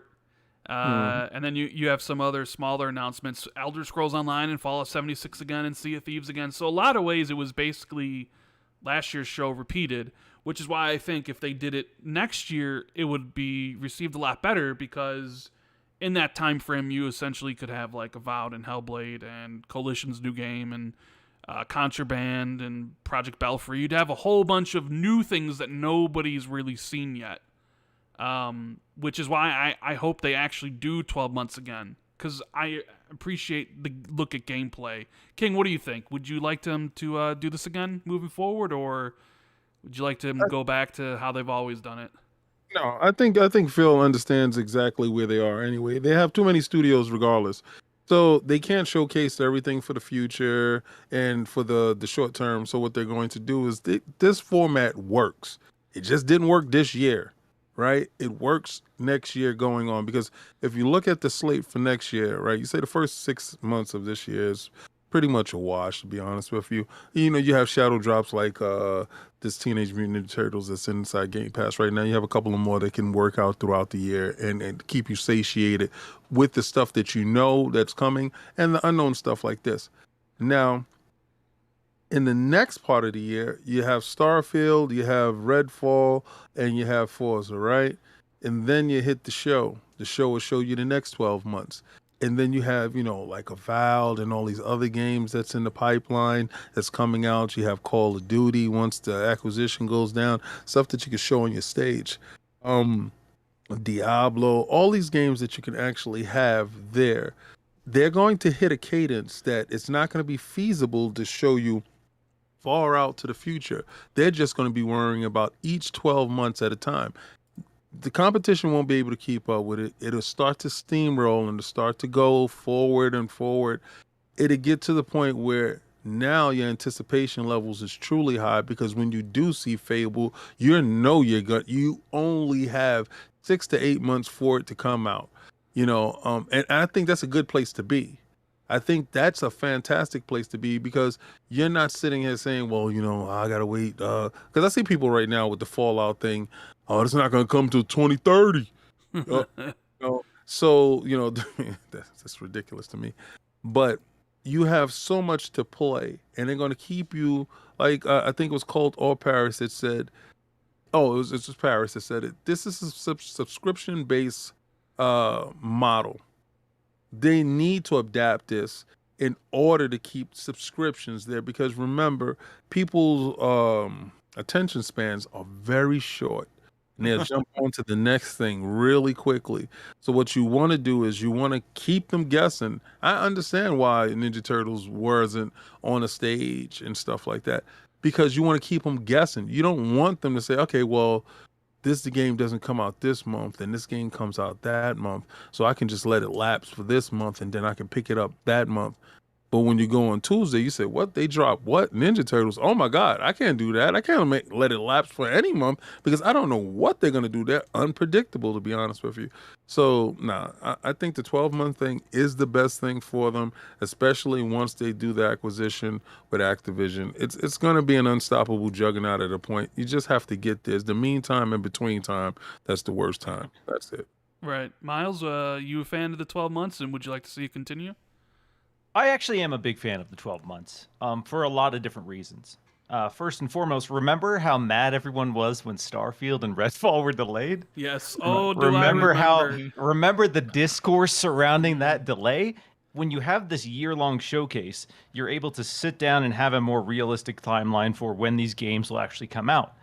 I like having the 1 year for this central show. I also think Xbox really, really, really, really needs to do more than one show a year. I'm tired of the one big blowout per year because, as King was just touching on, as you get Activision, Blizzard, are we going to have the Activision and Bethesda and Blizzard and like this 16-hour showcase once a year, or are you going to break that up and give us some bigger beats throughout the year? And I think that's the right move. So maybe have this Game Pass centric show straight smack dab in the middle of the year that shows you 12 months, and sprinkle a show or two in the spring and then one in the fall to really kind of feed into that and have this more consistent string of stuff to be excited about for the future of Xbox, because we know there are a ton of Xbox games coming. You can look at a list, and it's pretty overwhelming to look at the raw number of Xbox games coming. But yet still, you go online and people are like, Xbox doesn't have any exclusives, or Xbox doesn't have this. And there's still, despite what we know about the future of Xbox, there's still these conversations that, what are you doing for me lately? What are you doing for me right now? And I think if you have those beats where like, oh, damn, here's a really cool slice of gameplay for this thing, you won't care. All of your worries and concerns will dissolve for a few minutes. Because again, you saw it now. Like when we saw Starfield and Redfall, the conversations went from, oh my God, I can't believe Xbox has no exclusives, to, wow, Starfield looks huge. 1,000 planets, Starfield looks massive. And so a lot of those negative, pessimistic conversations have shifted just by giving people a taste of what's coming. And I think Xbox needs to improve how they deliver that. And should they hire Miles Napier to host those shows? Yes, I think that would be the right call. A combination of Miles and Colt together? Oh, man. I know. I saw Paris's guns, Colt's guns. I'm like smaller than that. I'm going to have to step my game up here, Yeah. So one of the probably biggest game of the showcase is Starfield. Yeah. And surprisingly or not surprisingly, there's a lot of discourse surrounding this game. No, not the discourse. So much discourse surrounding it about how it does or doesn't look like No Man's Sky, or all these things about not being able to fly into the, land on a planet and all this stuff. Do you think a lot of this is warranted? I know people were very kind of maybe reached their breaking point with Fallout 76. Or do you see a lot of the targeted quote-unquote hate at Starfield mainly because it's exclusive and it's just one of those things that people just throw shit at Xbox games? What do you think, Colt? Is it fair? Is that what's going on here? Are there legitimate concerns about everything going on about Starfield? I don't often whine, but boy, I'm getting sick and tired of people using Fallout 76 as their justification for bashing something like Starfield. And keep in mind, if you're not paying attention, Bethesda is all but apologized for Fallout 76's launch, and it's for its existence. They're not super proud of it. So this is a big deal. That's why they've iterated that this is like their major new IP. They've been working on it for a long time. For people to sit there and pretend like Bethesda has been trashed for decades, their games are amazing and incredible, and Fallout 76 is not. So I can't stand Fallout 76. I've tried it. I don't know. I have like 15, 20 hours into it, and I'm done. It's not good. It's not a good game. But people love it. But for me, it's not a good game. So Starfield is really incredible. Everyone's really upset about the presentation at 30 frames. Of course, I would have liked to fly out and break out of the atmosphere into space. I think that's really, really cool. And No Man's Sky is kind of a cartoony version of what that would be, but they've decided not to do that. I wish you could do that, but people also say after you've done it 100 times, it gets old. But then a loading screen can get old. So I don't really know where to start with this, but we're not seeing all of the immersion. Because Rand, you don't play Fallout 4. When you played Fallout 4, I played I played Skyrim though. So I mean, Doom says, when did you put those 20 hours in? At launch, middle launch, and then few weeks ago, I played 6 hours total like 1 week, and I just like I'm not doing it. I can't remember what level I am, like 30 or something. I don't know. I'm not doing it. Anyway, that's just me. When there's all this stuff that happens in a Bethesda game where you are just, it's soaked into your blood, and it's all you think about, and you obsess about all the way you build your character and how you interact with the world and how you collect things and upgrade all this stuff. It's a massive RPG, and people are trying to sell it off as it's going to be garbage, or it's just another No Man's Sky. And I got to say this, that it's completely fair to say Starfield is like No Man's Sky, because there are absolutely only 3 other games in this past decade or 20 years that are like Starfield. Elite Dangerous, which does some of what Starfield does. Star Citizen, which is not even out. It's been in beta for 7 or 8 years, and it's only on PC. It is very much like what Starfield is doing. Then No Man's Sky does it in a certain way, but it's more... it's not... They're the only games you can compare it to. So when someone says it's just like No Man's Sky, you can't get offended or upset or angry or emotionally reactive to that, because there's no other game to compare it to. We have so many games that we play that are open world first-person shooters, open world third-person shooters with climbing mechanics, side scrollers, like, but Starfield is literally in a niche where very few games at this scope have wandered. Outer Worlds doesn't quite do this. I don't know. It's the complaining is really kind of driving me crazy. I guess I should expect it. I guess so. Well, King, do you think a lot of this complaints are legitimate, or is there an undertow to some of this criticism about maybe people are jealous that's exclusive, so they go a little bit hard on the criticisms, like the whole 1,000 Planets thing? Like, the idea that, like, people are upset about the 1,000 Planets thing is like, well, if I go search this stuff, I might be wasting my time. Well, yeah, maybe just stick to the main missions then, moron. Like, you know what I'm saying? Like, it seems ridiculous. Like, do what you want. If you want to explore the 1,000 worlds, then do it. If you only want to explore a couple, then do that. And if you don't want to explore, then you don't have to. Like, what's your thoughts on this whole thing? Little piss ants that they are owed something. They kill me. They actually kill me. I laugh. All right. The as far as taking off and landing on the planet, No Man's Sky is a exploratory type of a game. You build bases and stuff like that. In the beginning, it was really rough. So what they're trying to do is they're trying to attach Starfield to the early rough version of No Man's Sky. This is what they're trying to put you in, that fear panic mode of that early version of No Man's Sky. No Man's Sky right now is fantastic, to be honest with you. I'm not gonna lie. They're kind of closer to the realization of what the grand scope of the game wanted to be. Now, if you take the No Man's Sky's premise and then you add Skyrim to it, dear God, right? It's dear God. So when Todd is standing up there, because I didn't get the full scope of it, because a lot of these guys are immersed in every little minute morsel they can find of the game, and they sit there and they dissect every damn word. These dudes was talking about a round table that I did not watch and did not care to watch, because I don't like things spoiled for me. So I didn't see it. When I saw Todd talk about it and he started explaining more about the game, I can understand why you do 30 frames per second right now. Performance mode will come later, actually, after you buckle stuff down on the game. 4K performance mode later. You drop down the resolution to dynamic. You get it to 60 frames per second, whatever. I don't care about that part. What I do care about is the fact that you have NPCs all over the world and you have quest lines all over. Then when he said thousands of planets, and then he just scaled back, and that was a minor flex. That was something that an accomplishment that he wanted to show, that this is not going to be like Mass Effects where you go to a certain part of the planet and you can only walk around here and hang out over here. No, the whole planet is traversal for you.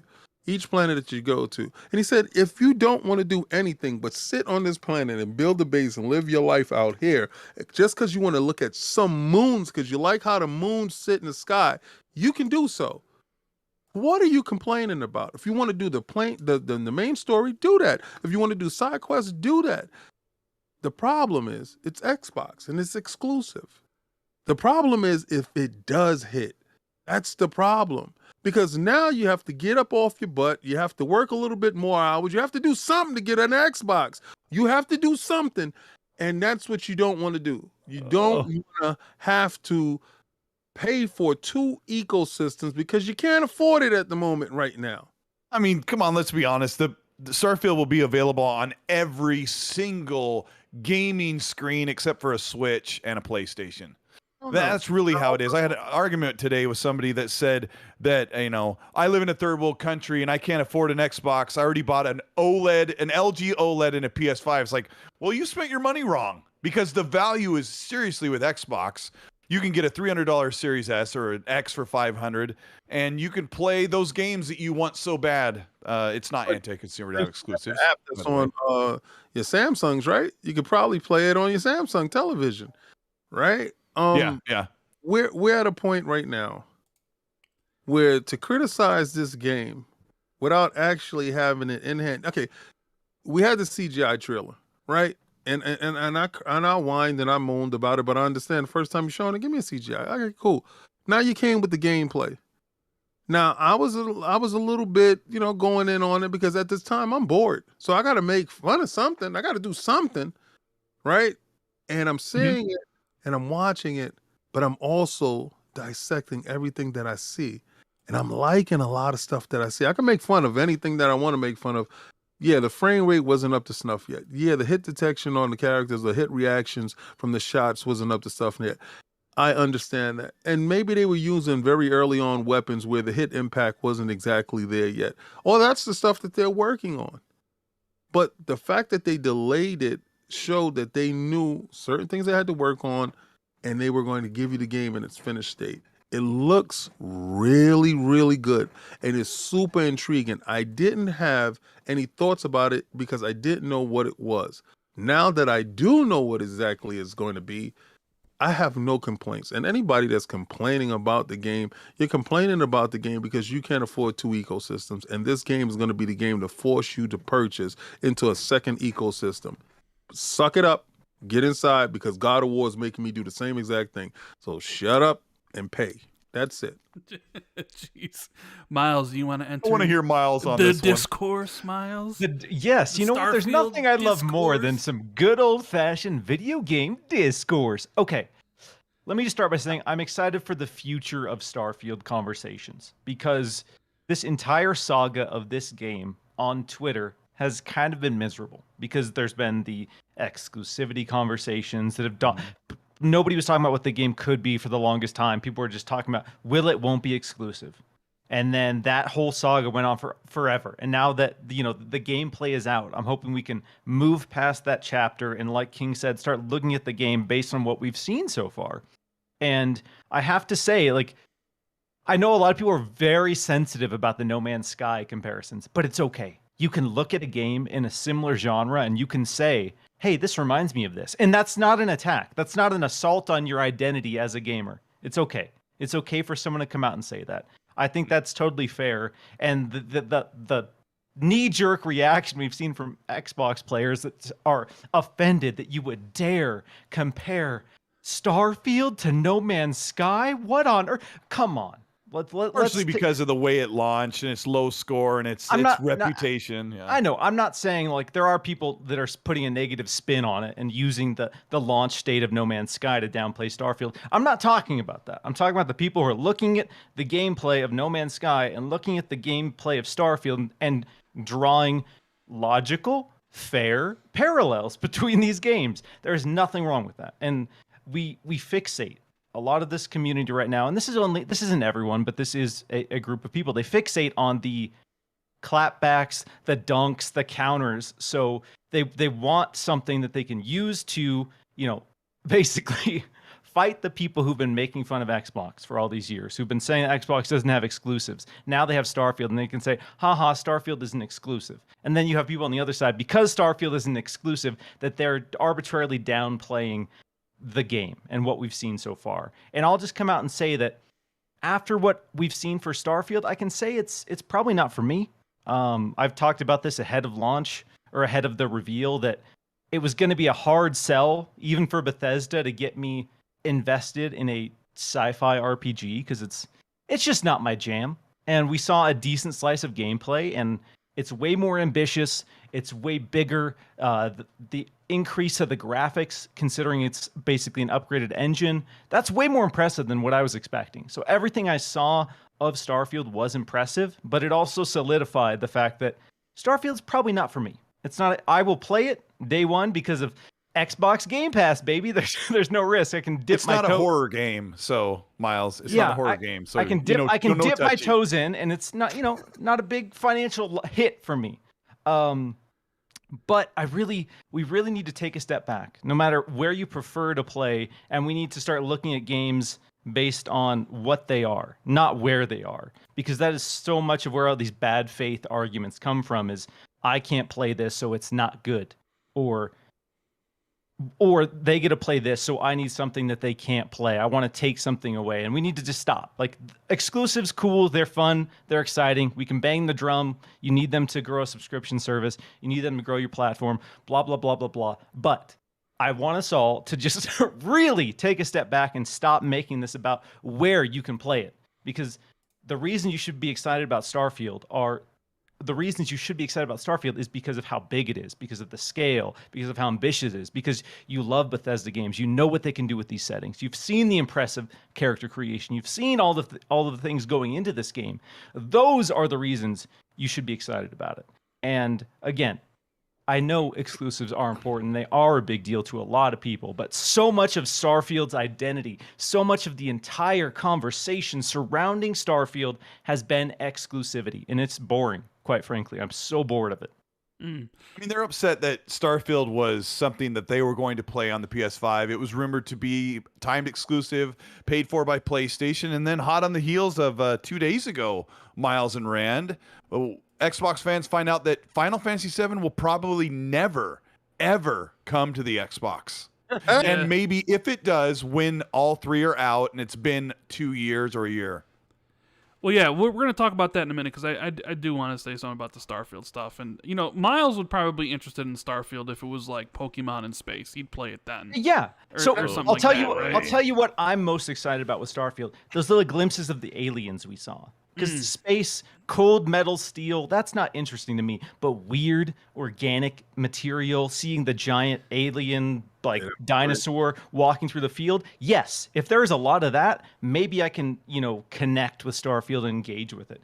I'm optimistic about it. It looks great, objectively, even though it's not like something that's for Miles specifically. This isn't a Miles-ass game. It still looks great. And I can look at what we saw and understand why people are incredibly excited about it. And I'm excited, again, to move past the conversations of what ifs now that we know what it could be. Yeah, the thing is, I never thought I would see criticism go towards Bethesda for making a Bethesda RPG, right? It's sure one thing, I think criticism's legit if you want to, criticize the look of some of the performance issues the game has in the trailers, right? Asking if it's actually going to be 60 frames when it comes out on the Series X. I know Colt is going to say yes, but the trailer definitely had moments where the frame rate dipped, and it's okay, we're going to have your typical Bethesda stuff. But I was more thinking of the criticism along the lines of so it's just a Bethesda game. Well, yeah, no shit. It's just a Bethesda RPG. That's what they make, right? It's like when people were trying to downplay Elden Ring. Oh, this is just another From Software RPG. People love that shit, dude. People love it. My God, what's wrong with you? It's just there's no voice acting for the main character. What's well, yeah, because the fans didn't like that the main character in Fallout 4 was voice acted because it ruins the immersion of the RPG. So we have to stop the Elden Ring comparison. Elden Ring is going to be game of the year, and it had no voice, over whatever. That's not even the same type of game. There is hardly any dialogue play between in Elden Ring. It's not like a Bethesda game where you're constantly talking back and forth and making dialogue decisions. You're like, hey, should I hit you on the back of the head, gigantic cracked pot, or not? And the game's fantastic the way it is. And I agree. The Fallout 4, the voice actor or the tone of the voice character, I didn't like. It kind of ruined it for me. So whatever. Yeah, I mean that's love it. they took the criticism. They're like, we don't want the main character to speak because it's an RPG and we want to delve into that ourselves. So say we remove that, but somehow now it's a problem, right? Now people. Well, it's not. It wasn't a lazy decision. There's already 110,000 lines of dialogue. 200,000 lines of dialogue. Or what? Yeah, what was it? 110 for Fallout? Whatever it was. Like that. Yeah. So they have like double the dialogue, right? It's their most handcrafted stuff they've ever done for a game. Like the main story is like 30 to 40 hours. I see people complaining. It's like, well, the voice actor is like, but you weren't complaining about Elden Ring. I don't see those type of complaints. I'm just kind of like, I think there's something to that. And honestly, I think it's mainly because it's only on Xbox. If this was a multi-platform game, I'll die on this hill. If this was a multi-platform game, outside of the criticisms of the performance, I don't think people would be going this hard about Starfield if it was coming to every platform. But that's just my take on it. Now, yes, Final Fantasy VII Remake. I'm going to throw it to you, King, on this one. Final Fantasy, they had a little stream yesterday for celebrating the 25th anniversary.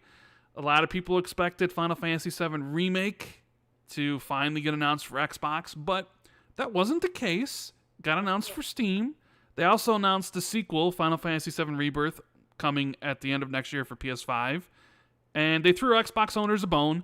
We got the prequel, Crisis Core, coming this fall to every platform, including the Switch. So, are you one of those people out there saying we need to boycott Square Enix, or what's your take on this whole situation? Square Enix, the home of Sony, right? Of PlayStation, right? Oh, man, they told you what they wanted to do. They told you what was going to happen. Same energy, bro. Same energy, bro. Soon as this Activision deal go down, same energy. You're going to get Warzone. Same energy, bro. Don't be upset. We got Crisis Core. Got to eat that. That's cool. We getting something, right?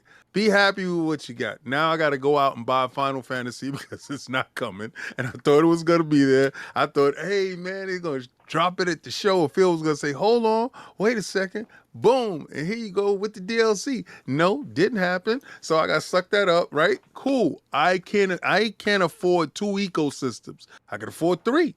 I have no problem with doing it. I'm just going to have to get myself over there and purchase a physical copy because I don't trust putting my credit card on the PlayStation. That's just me. But don't worry, I'm going to same energy, bro. Am I a little bit upset? Not really. Because I understand there's bigger things in play. To get Activision, they have to do the Activision deal. Yeah, Microsoft can go in there and go buy Square. If this Activision deal go down before November, like I predicted before, the holiday season actually kicks into full swing after Thanksgiving, which is, Black Friday all the way through, that deal should be done before then. Hopefully let that happen. And I swear on everything I love, I hope they run out there the first day and go buy Square. Straight out. I hope they do it, and I hope they finish you guys off so I ain't got to hear about it no more. Pause. But I'm gonna be a good soldier. I'm gonna go out and get Final Fantasy on this PlayStation, and I'm gonna sit there and I'm gonna have me some fun.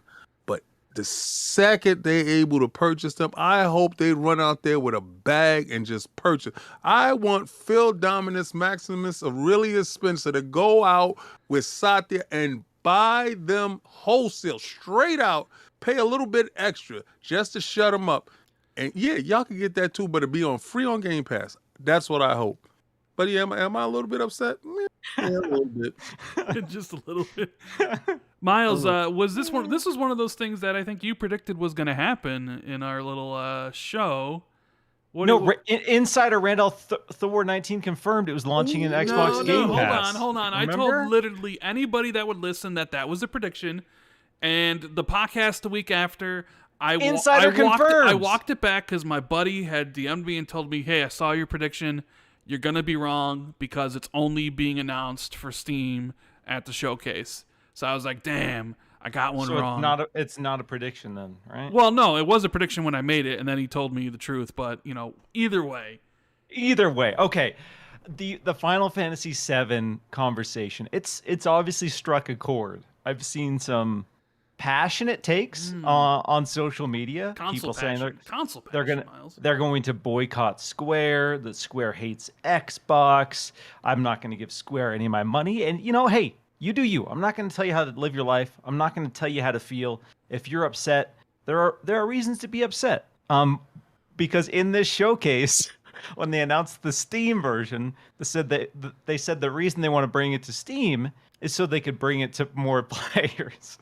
And then simultaneously, like in the same breath, basically ignored the Xbox audience. So I thought that was a little bit funny.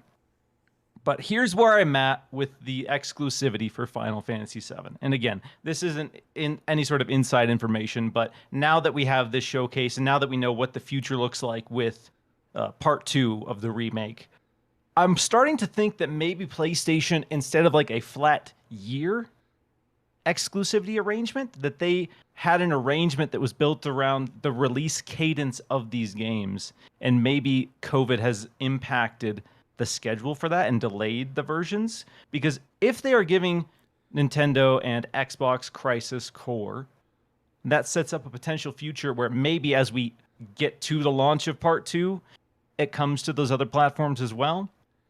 Again, don't know that that's the case, but as I start to look at the big picture of all this, Sony clearly wants the association with Final Fantasy VII. Final Fantasy VII was a huge reason the PlayStation 1 was such a hit. It was a humongous game. People who grew up playing video games, there's a reason that people are so upset about, people who primarily play on Xbox are so upset about Final Fantasy VII skipping the platform, is because the game is important, really, really important to a lot of people. And there's a community of Xbox players who want to play the game. I'm with you. You know me. I'm out there on Twitter banging the JRPG drum. Yeah, you want constantly. those JRPGs from 1992 to come to Xbox. Legend of Mana, dude. Let's go. The sad part about Legend of Mana is I guarantee Sony's not money having that one. That is just, maybe one day. Maybe one day I'll get that. But in regards to Final Fantasy VII, PlayStation clearly wants that brand association. They are clearly paying for it. And maybe Xbox had a potential to bid on it and try to buy out the exclusivity or buy exclusivity. I don't know what the case might be ultimately, but clearly PlayStation and Square are happy with this arrangement. And yeah, it's going to mean a very long tail for players who are holding out for that Xbox version. So, I mean, again, if you're one of those people holding out, good on you. I didn't hold out for Legend of Mana. I've owned that on Switch and I own that on PlayStation because that game is very important to me. And, if it is very important to you, chances are you'll play it. And I think that's what PlayStation understands, is this game is important to a lot of people. So they know. You know what, Miles? You're important to me too. Oh, Cole, thank you, dude. That's sweet. That's really nice of you.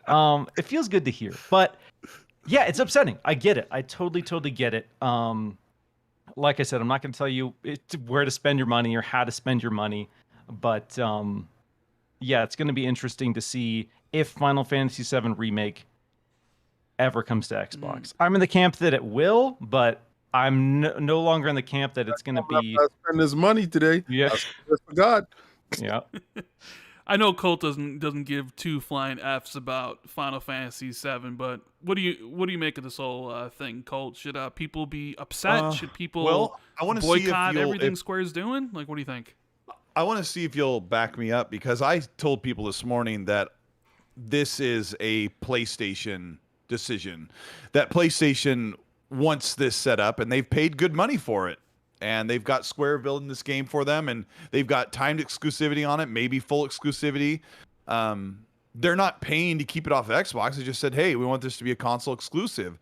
And it's not Square's fault. People are mad at Square, boycott Square. It's like, what are you talking about? They took a paycheck on a deal. It was a business deal. The business deal was, I believe, that PlayStation said, we want this game to only be on PlayStation, and we're going to pay for the development of it, or we're going to pay this portion. And they got paid for that agreement. It's a contract. So to go out and boycott Square and all the other things they make is absolutely ridiculous. And I really believe we'll never see this game on an Xbox console. And most other Final Fantasy games are already there. I've played a couple of them. I went all the way through Final Fantasy 15 a couple years ago. I don't love those games, so that's all right. That's just business that's how I'm looking at it. So you don't think it takes two to tango? You think this is Sony's fault and not I've Square for seen taking the money? No, I do not. No, I don't think it takes two. Do you think Square's like, oh, we got to take this phone call so we can screw over the Xbox? It doesn't work that way. It's a simple business deal. When Stalker 2 devs said, hey, we're going to do a timed exclusivity with Xbox, and we're thinking, oh, sweet, we're going to take some cash because it takes two to tango to screw over PlayStation Yeah, but fans. the ultimate decision rests with Square, does it not? Because Sony can offer all the money in the world, but unless Square accepts... let me paint a hypothetical picture for what this could potentially look like. Let's say you are Square, you are developing this Final Fantasy remake, you have a partner like PlayStation who comes to you and says, we understand the importance of Final Fantasy VII for the PlayStation brand and platform, so we want to help cover your development costs, and we want to give you a lump sum of money to ensure that at least for some time that this is a PlayStation exclusive. If you're Square, does that deal mean you hate Xbox? And you're like, you know what? I don't want development costs covered because I got to think of the Xbox fans. Is that what they're supposed to do? I mean, I understand that it's frustrating for people who primarily play on Xbox, but does that make them a villain? Does that mean they hate Xbox fans? Does that mean they hate Xbox? Does that mean they want to fire Phil Spencer out of the cannon into the sun, or what? No, I don't think so. No, I like where you're going with that, Miles. I really do. I feel like it's just a simple business decision, and it's, if you want to put the blame, I think the blame mostly goes on PlayStation. They want to have this library of games that you can only get on PlayStation. That's why KOTOR's there. But Xbox is doing the same thing. You know, they're trying to buy up studios. They're trying to buy exclusives. You know, contraband's being made and it's only on Xbox. It just goes on and on and on. It's normal. Why is this any different? Well, it's interesting because Crisis Core is coming to Xbox. And it's the prequel to Final Fantasy VII Remake. So Switch and Xbox are getting the prequel, but they're not getting the main game. So clearly, look, I think what's happening here is I think Sony has locked down the franchise, like Remake, Rebirth, and whatever the third is. I think they probably spent so much money securing on that the future of the franchise. You mean? I mean, like going forward. Clearly they've spent. I mean, Final Fantasy 16 for Spoken. Those are already PlayStation exclusives for 2 years. You have Final Fantasy VII Remake, you have Rebirth, which is the second one, and then the third one. So I think Sony's paid for those, and those will only be on PlayStation. And Crisis Core is a game that they're making because I don't know much about Final Fantasy VII Remake because I didn't beat it, which I'm going to go back to because I'm going to beat it before Rebirth comes out.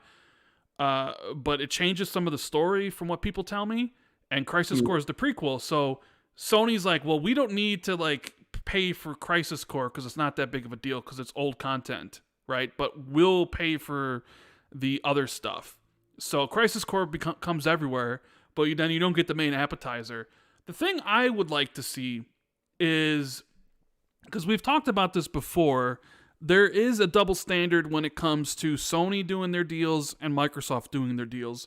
When Microsoft does their deals, people freak out, and the first question they ask is, when's it coming to PlayStation? So much so, we all know the Rise of the Tomb Raider stuff. Like, IGN's like, Phil, how long is it until it's coming to PlayStation? How many months is it, right? Like, demanding to know how long it is until it's coming to PlayStation. Remember who made you. But Answer me. Yeah, but remember, with PlayStation, though, it's just like silence. Well, because the PlayStation fan is cheap.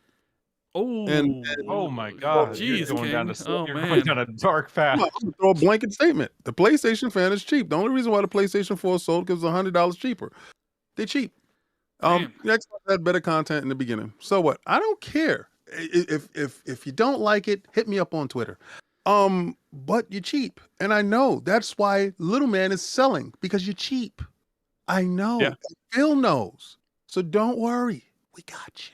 Like, I just want IGNs or somebody out there to be like, hey, why is Final Fantasy VII Remake not come? Like, you put on the box that it was exclusive until April 2021. What happened? Why is Rebirth only on PlayStation 5? Why is Crisis Core on Xbox? I want somebody to give Square Enix the business as they gave Xbox about Rise of the Tomb Raider, because it's a double standard in my opinion, and I think I know the reason why, because most people who work for the video game journalists and like these websites are PlayStation fans, so they're not affected that Final Fantasy is only on PlayStation, but Xbox fans are. So when Rise of the Tomb Raider was exclusive, they were all like losing their hair because they demanded to know. So I would love to see somebody actually kind of have the balls to ask, being like, so what's with the exclusivity arrangement and stuff?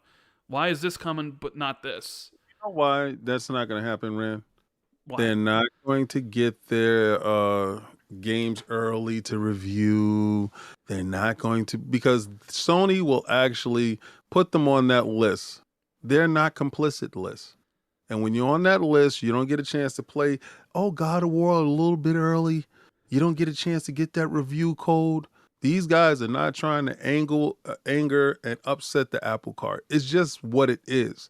When Microsoft is in that position, that they're in a dominant position, and they don't have to worry about being upset about not receiving this because they got this over here, that's when it'll happen. You have to change the perception. It's not changed yet. Right now, they're still, in the eyes of the public, the market leader. They're still the dominant force. They still can put FOMO and fear into people. So that'll change, and when it changes, that's when the narrative will change. That's when they'll be held accountable. But it's okay, because the affluent Xbox owner also has a PlayStation. And he just goes buys it. He's not fighting on Twitter screaming, why is it not coming here? Why? They just go out and buy. Yeah, I mean, I have a PlayStation 5. I will be playing it there. I just, I'd rather play on an Xbox. I like the controller better. I like achievements more. My friends are all on Xbox, so I party chat it up. Like, if you gave me a choice, PVR is amazing. If you gave me a choice, I'll choose to play it on Xbox every single day. And you're not on Twitter crying about it, are you? Well, no, I'm not on really Twitter at all, really. So I definitely wouldn't be crying about it. It's like Miles said, though. They literally said in the stream, we want to bring this game to more people, so they're bringing it to Steam, which, duh, I mean, the biggest PC platform. But if you wanted to bring it to more people, why is it on Xbox, and why not put it like on Switch as like because as PlayStation a game? paid to have it only on the PlayStation console. I know. I mean, really, everyone here has to, and in the chat, you really have to try and be honest. Like, if you had to blame someone the most, it's probably just PlayStation. Square just took two to tango. They took the money. Yeah, I mean, that's how it works. Somebody gives you enough money and says, "Hey," because Square's probably thinking, "Gosh, dang, we can sell 10% more if we're gonna sell. I don't know. If we're gonna sell 5 million copies of this, we can sell 500,000 or maybe 1 million on Xbox." And PlayStation's like, "Well, here's a little extra to cover for that." Yep. They've been doing it for a decade, especially with. Back when Battlefront 1 came out, Star Wars Battlefront, like everybody thought that was a PlayStation exclusive the way it was marketed. They've been doing that for a long time, and it's super important because they have this amazing slate of exclusives.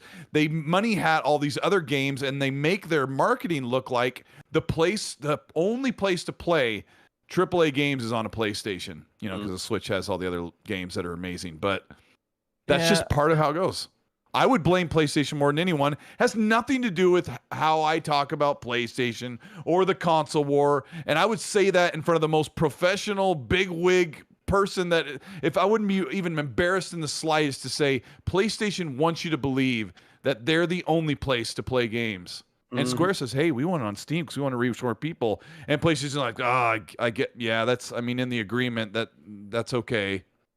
Miles, you got something to say that. To add? Yeah, I got to touch on the media bias thing real quick as somebody who works in media, and just say that you're biased, Miles. Using that to simplify and downplay someone's opinion is the most tiring thing that I see online. I have so many people come to me and say, you work for Windows Central, so your opinion on Xbox means nothing because you're a shill, you're biased, you're bought out, blah, blah, blah. Let me tell you, as someone who works directly with Xbox, has a sister site that works directly with PlayStation, some of the rhetoric and these narratives I see thrown around on social media are almost entirely untrue. all of the time. And it's so exhausting that these ideas become fact and become reality when that's just not the case. So just wanted to touch on that because it's, yeah, sure, it puts a nice little bow on it for you. You can say, oh, media bias is the reason that this happens. Get view codes. I'm telling you that idea that I will just say flat out on the show live, any publisher who tries to revoke access to things because of a negative review or criticism, hey, if that's what they want to do, good on them, but that is the most cowardly thing you can do and the most unprofessional thing you can do. And I will tell you that's not the reality.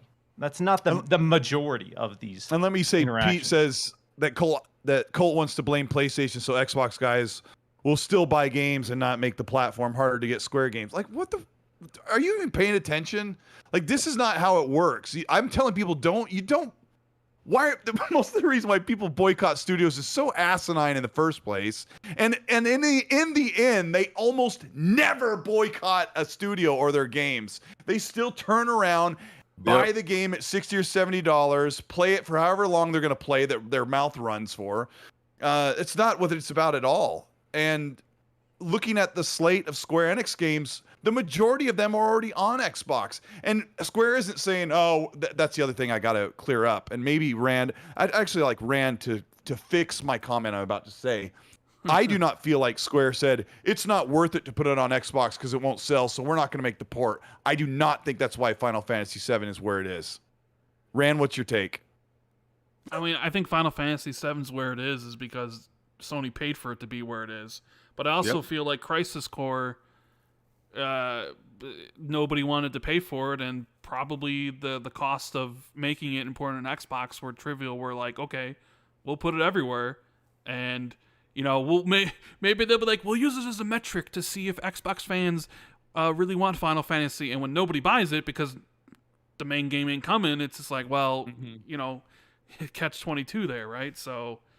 Yeah, if you say, Square games don't sell on Xbox, it's like, or you guess you could say Final Fantasy games don't sell on Xbox. Well, most of them are on there via Back and Pat, and they've been on Game Pass, and it's just kind of a never-ending circle. It's this chicken and the egg thing. It's like, okay, Japanese games don't sell on Xbox, right? It's a self-perpetuating thing because Japanese devs hear it, so they don't port their games. And if they do port their games, it's years later when usually late ports don't sell. So, like, if you're Atlas and you're porting finally Persona 5 Royale to the Xbox after what it came out in 2018, I think. So that's 4 years later as well.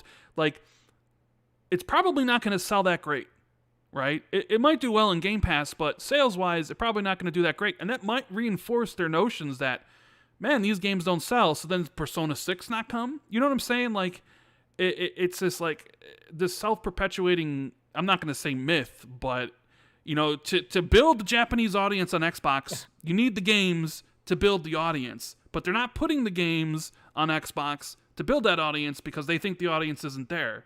So it's like, that's the uphill struggle for Xbox right now is they're trying, because, some of it, like we can look at Final Fantasy VII Remake, that's not a risk. Putting that game anywhere, it will sell. It is the biggest JRPG, arguably, of all time. There is no risk associated with that. Some of the other ones, sure, like Rand said, I think there is a reality where publishers look at that and say, is it worth it for me? And then again, if they don't, and Xbox doesn't get that game, it continues this narrative that Xbox doesn't get JRPGs, or if you want to play Japanese developed games, you need to buy a PlayStation, and it just perpetuates that. So like you said, it is this vicious cycle of Xbox gets skipped, which again furthers that narrative, and then they're delayed, and then they get ports years later, and those ports don't have tremendous sales success, and that just continues that narrative. But that being said, we are seeing Xbox really commit and invest, and it is going to be an uphill battle for them. But if they continue investing the way they are, I think there is potential for it to start paying off, and hopefully down the road we won't see a lot of noteworthy Japanese developed games skip Xbox. Yeah, I mean, it's great to see Team Ninja back on the platform right after the last two games. Like, I can't wait to play that. Persona finally, I mean, I would imagine Xbox had to pay a hefty price to finally convince Atlas to put, like, Those games aren't even coming to Switch. How do you not put those games on Switch? Those games would sell so much on Switch, and it's coming to so. I mean, Phil promised the Japanese support. It's getting better. Square's the one that's kind of like standoffish because I think Sony just sees them as. I think Sony looks at Final Fantasy as like a first party franchise almost, or like a first party property where they've invested so much money, so they're just going to keep it away from everywhere. It's just It made the brand. Yeah. So I can understand why they would want to keep it home. They made the brand. It's going to be a point where Game Pass is so large that to not put your IP on that platform is going to be ridiculous. You have to put it there. So I mean, it's great. We start with the Atlas games. I loved all the Japanese support that they're getting now because it wasn't there in the past. So they actually stepped that part up and they're sticking to their commitment. They're not giving up on it, and they want more. So I do think in due time those things will happen, but it's just the fact that right now it's not being transparent to why it's not happening. We know why it's not happening because they money had it the situation. Of course. That's what you're supposed to do, where you have the competition doing what they're doing. Come on now. You don't think I would do it? I mean, I see the Activision deal. I would have paused like, no way. I'm going to let Final Fantasy get over there. You're going to have everything? No way. Not in hell. No, I'm going to give them more money to keep it away from you. No. Of course, they're supposed to do exactly what they're doing. That's what you do in competition. Yeah. So, Forza Motorsport, I know, King, you said it was your favorite game that they showed, so did Paris. A lot of the ray tracing stuff is kind of... I mean, there's a lot of back and forth going online. I know, Colt, you're the tech guy. Like, some people are saying it doesn't got ray tracing, but then Forza Motorsport saying it got ray tracing, and the usual suspects are trying to downplay it. What can you tell us about the Forza Motorsport ray tracing stuff? I think you said you're making a video about it soon too, right? Yeah, I'll probably have it out tomorrow. But put it plainly, what we saw at the showcase is almost exactly what you'll see on Series X. Turn 10 had to reiterate the next day that the game was shown running on a PC, but it was using all the quality settings of Series X, which means they set resolution, level of detail, shadows, lighting, ray tracing, performance, all of those set where they had it set to a profile of an Xbox Series X on probably what I would guess is a PC Series S and X development kit. So that's where the mistake comes from. So to put it plainly, the game will run what I think is at a dynamic 4K with ray tracing in-game with real-time reflections. And then they also said that there's some global illumination on top of that in replays. But looking at the footage we saw in both trailers on the showcase at full quality, the game looks unbelievably amazing. The best racer I've ever seen since Forza Horizon 5. And that's it. The argument's over. That's what Turn 10 has done. The game will run with ray tracing in-game. It'll look like we just saw. You'll have that under control on a controller or a steering wheel. That's the story. King, you have anything to add about Forza Motorsport ray tracing and all the discussion going online about will it, won't it? Well, no, I had total faith in the company, to be honest with you. I thought they was going to do exactly what they set out to do. The competition went first. They got a chance to see it. Now, I can say this. Gran Turismo look like it has better skies, right? Does it? It does. The skies look nice. That's where they put all their money into and then all their technology into the skies. So these guys decided, no, they wanted to put it all into the actual gameplay in the game, the graphics of the game. It looks incredible. It looked exactly like I hoped and I knew it would. So I can't wait. To be honest with you, everybody's all hype on Starfield. Everybody's all hype on Redfall. Just give me my Forza, to be honest with you. That's all I want. So that graphical showcase, that hey man, sit down and check out this. That's what you want. You want your friends to come over because we haven't had that yet, to be honest with you, with these new consoles. Maybe PlayStation to some extent, but if it's back compat, no.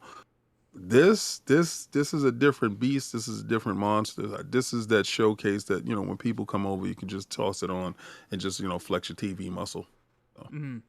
Miles, you strike me as someone that doesn't really play many racing games. I could be wrong. I don't know your preference for them. I'm more of an arcade racer. You're but more yeah, of a, race. yeah, you're more of racing's not my also a foray. Pokemon fan and a horror fan too. So. Yeah, exactly. What So do- refined tastes. what do But you think about all this? Forza Motorsport, obviously, when there's a new generation of consoles, that's always the showcase for Xbox, or that's been one of the showcases for Xbox. And we've heard a lot about the team going in and rebuilding this engine and trying to really kind of push the performance of the Xbox Series X and this new hardware. So it was really cool to see what that means for the game. And they had those really deliberate shots where you're driving side by side next to a car and you see their reflections on your car and you see the trees. And it's not just like blurs of colors per se. It is pretty detailed reflections. You can make out exactly what it is on all of these shapes. And that is really impressive. Seeing the destruction and hearing them talk about how down to the individual scratch, like all of those super, super cool and nerdy, but wildly unnecessary things that I'm excited about, because that pushes the industry forward, that pushes the expectations of gaming forward. And so that's what's always cool about these racing games, is there is a huge diehard audience who wants to get in there, geek out, and really engage with this car sim. But for folks like me who are just more interested in the tech of game development, it's cool to see, it's cool to imagine how some of those systems could translate into other games. Yeah. I'm more of a, like Miles, I'm an arcade racer. Forza Horizon's my jam. I'll be back playing it when the Hot Wheels DLC comes out next month. And I'm sure I'll play Forza Motorsport a little bit. It's just funny to me to see the back and forth between certain groups of people online, certain usual suspects trying to downplay anything Xbox does or downplay anything PlayStation does. Like, the whole ray tracing thing with Forza Motorsport is an interesting point, because it's something that Forza Horizon 5 didn't do, and everybody made fun of that. Right? Remember when it was like, oh no, Forza Horizon 5 is just only going to have it in Forza Vizza, and the PlayStation guys were like, Gran Turismo 7 will be better because we're going to have it in race. And like, in fact, they said it wasn't going to, like, I remember like Polyphony saying it wasn't going to be in race, but the PlayStation guys were still like banging on, lying about it for months, and then it didn't have ray tracing in race. And, whatever. And then you got Forza Motorsport coming out the year later. And now it's like, okay, we got ray trace reflections in track, right? And people were trying to be like, well, he's lying. That doesn't. And like they had to come out and be like, no, we mean it's in gameplay. And then somehow it turned into, well, it doesn't have ray tracing global illumination. That's like, it's just this whole weird conversation surrounding the tech of, like Turn 10, and I don't know why anybody doubted them. Like, I mean, I remember when they originally talked about the game in 2020, they said, like, yeah, they're going to be putting ray tracing in the game. Like, that's the next step. Now, it may not have global illumination, but it's going to have ray trace reflections in there day one. So, yeah, I don't know. Remember the days when you'd go to Target and you would see the new console on display on a crappy CRT TV, and you would see Peter Jackson's King Kong for the Xbox 360. And it looks so good. And you would look at that and be like, oh my God, dude, how are they doing this? This is the most realistic thing I've ever seen in my life. And now you have people on Twitter being like, well, there's no global illuminations with the ray tracing, so I don't really know that this is pushing the boundaries. It's just it's a classic goalpost move where it's like, well, it won't be ray tracing in gameplay, and then Turn 10's like, yes, it's in gameplay even on Series S. And they're like, well, it's not going to be 60 FPS, and they're like, we just showed it to you at 60 FPS with ray tracing. Well, it's not going to be 120 FPS, and they're like, we never said it would be. Well, it's going to be on PC. It never ends. Well, it is so this annoying. Is going to sound hokey, and it's a lot of it is we divide ourselves into us versus them. You have the Xbox fans versus the PlayStation fans. You have the X ball team versus the Y ball team, and it's just like so much of the conversations devolve into that, us versus them. And it's tiring, it's exhausting. 100% of the time it's in bad faith. And, a lot of us don't do the best job, I think, filtering that out or understanding when it's bad faith. But I challenge all of us to try to be a little bit better about it. Because, again, I always see people say, well, this PlayStation person was mean to me, so now I want all Call of Duty to be exclusive. And I'm like, just calm down, dude, please. This PlayStation guy was mean to me. Oh, he was terrible to me. He said Xbox has no games, dude. That's right. So I want to take Call of Duty from him. I know you want that. You want Call of Duty to be exclusive, King. You've been beating that drum for a long time. Listen, I want everything exclusive. I want them to have to go where Game Pass exists. I don't care. Do you understand? I want same energy. That's all I'm asking for. Do you know how many times I had to sit there and watch on my play? I have to buy PlayStation. Why? I have absolutely zero choice. If I want to play certain things, I have to, capitulate. I have to bend the knee. I don't care. That's exactly how it is. We know it, and that's what we are used to. So I don't care. If I purchase a car, it's not for everybody to drive. It's for me to drive, right? So they went out and purchased a whole car company. Those cars are for Xbox owners, and that's how it should be. It should not be any stipulations where, okay, we should give you this. No, you shouldn't. You should just get over here and play over here. And yes, this is part of the whole war, the console war, the fake imaginary war, the war that's going on. We've been doing this since visual games exist, since ColecoVision versus Atari. We have been on this battlefront. You paid your money, you get a console, and you rep your console. Your consoles win sometimes, they lose sometimes. And you have to suck it up. For 8 years, Xbox have been beaten to the floor. Why? Because it was poor choices made, and they have to suck it up. So now, when shoes is on the other foot, you think we're supposed to say, no, let them play too. Hell no. You get Warzone, and if you want to play the main game, you can come over here. We're not saying that you can't. We're not closing the door. You just got to pay the fee to hang with me. That's all. King, you're the best, King. I love your takes on stuff. I love it. even though you're going to be wrong on the COD thing, like I still think it's. I got hope. I know we let a man dream. All right. I mean, we should make a knees bet, but I'd have to get on camera for that, and that's not going to happen. Yes, it is. Yeah, it's not going to happen because. Yes, it is. Hey, chat. Rand's going on camera next year. He's going to hit Let's do it. 100,000 subs, and we're going to do it. Yeah. He'd be on camera when we had he doesn't know. When we go to FanFest, I record everything. Oh no. Oh, yeah. Rand's already been on, dude. We give Rand a hard time. Rand's been on camera in front of millions of people. Way before all of us. Come on, man. Yep. Rand's an OG. He's just waiting to rise back from the ashes of him, building his channel up to mega millions. And, as soon as he's going to be Rand, the man with the million subs. Yeah. You know what I'm saying? Man. Yeah. You want that endorsement. You want to see this face, you gotta pay, baby. Hey, I'm one of the Yeah. I'm one of the OGs that supported Iron Lord, so I can come on that show with no cam. You know what I'm saying? Oh, dang. Show off that beautiful mug, baby. Yeah. He's gonna do it. He's gonna let it out. You'll see next year. Let that hair down. All right. I cut the hair and the beard are No, cut. They're it made me sad. But now one of the games that I was really surprised with at the show was Redfall. I'm really looking forward to it. I love Arcane. However, the information regarding co-op, I think, is a bummer. And I hope they decide to change it. Did you guys see how co-op's implemented in Redfall? It's basically implemented in a way where only the host gets progress. So mission progress, right? Yeah, well, like you would take back your character XP and like your weapons, but like imagine so I start up a game in co-op with Colt Eastwood. He's playing with me, and I get to level 5, but I can't come on mission one night. 5. Yeah, mission 5, level 5, whatever. Yeah, you got to kind of clarify that since. Yeah. So Colt's like, you know what? I'm gonna play a little bit from where we left off. But now Colt wants to go play his game. He's got to start at level 1 because he doesn't get credit for story progression. Mm.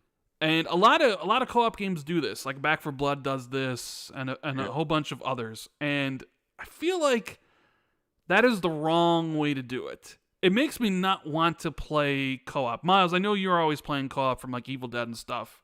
Yeah, co-op's a big deal for me. Yeah, how do you feel about this Redfall stuff? That was one of the biggest reasons I was excited, because the possibilities of Arcane in a co-op setting, that's huge. Arcane has always done a great job with player agency, giving you a bunch of stupid tools to play around with. Amazing ragdoll, which is a big selling point for me. And so, yeah, there's been some, I guess, confusion about how co-op works, because it's basically progress through the campaign is tied to whoever the host is.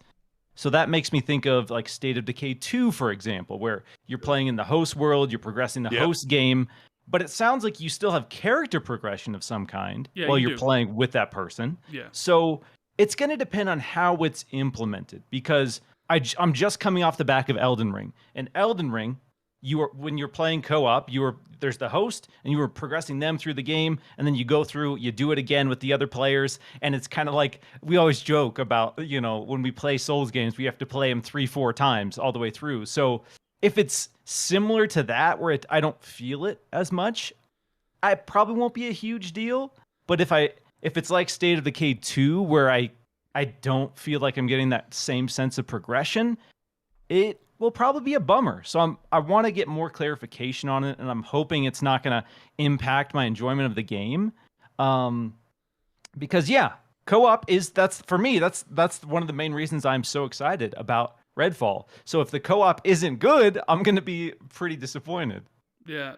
Cold, I mean, I know you play everything co-op too. We played I play and all half that the stuff, time. and we're playing Turtles together.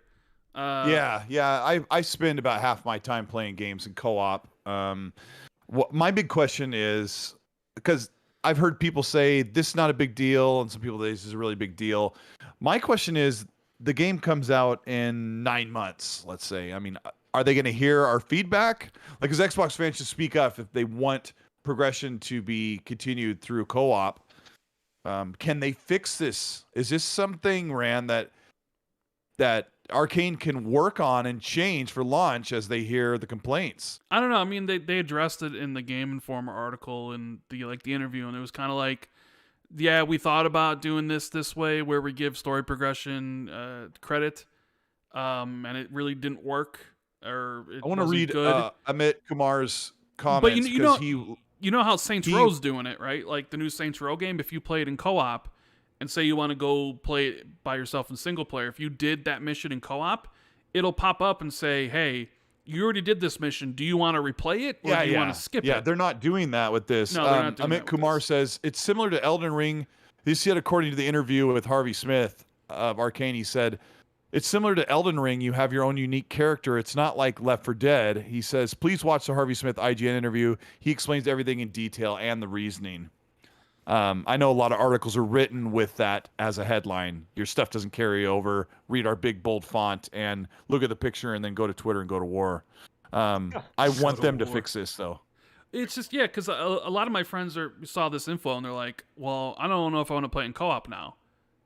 And because we had the issue with Back 4 Blood where we played 10 levels and our host, he couldn't get on that night. So we were like, well, let's continue on. We couldn't. It was like, we had to start back at the beginning. So now everybody's like, well, I guess Redfall is a single player game, which I guess that's not a big deal for me because I probably was looking to play this single player anyways, but I would have liked to maybe have jumped into a co-op game or whatever. I don't know. I don't really care for this, how they like any of the co-op games that do it like this. King, you looking forward to playing Redfall in co-op at all, or is this? I'm an Elden Ring junkie. So, are you?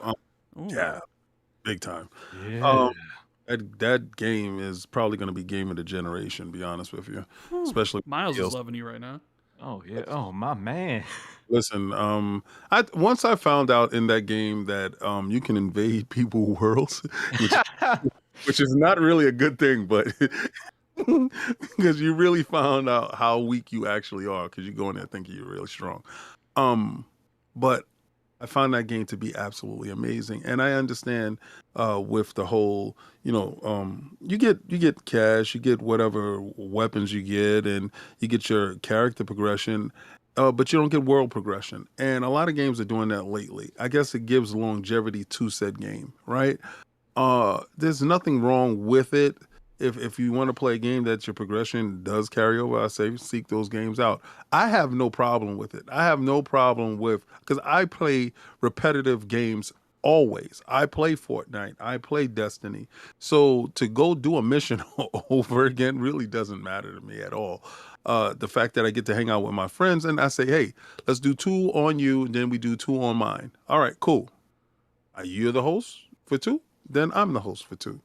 And I get what Rand is talking about. They did 5 levels, and then they wanted to take off where they left off. But listen, they're trying to give some legs to the game, because a lot of times people go inside the game with their friends, beat it, and then they go back to their game and their game is beat. No, you go back to your game, you start from square one. Yeah. So it gives legs to the game.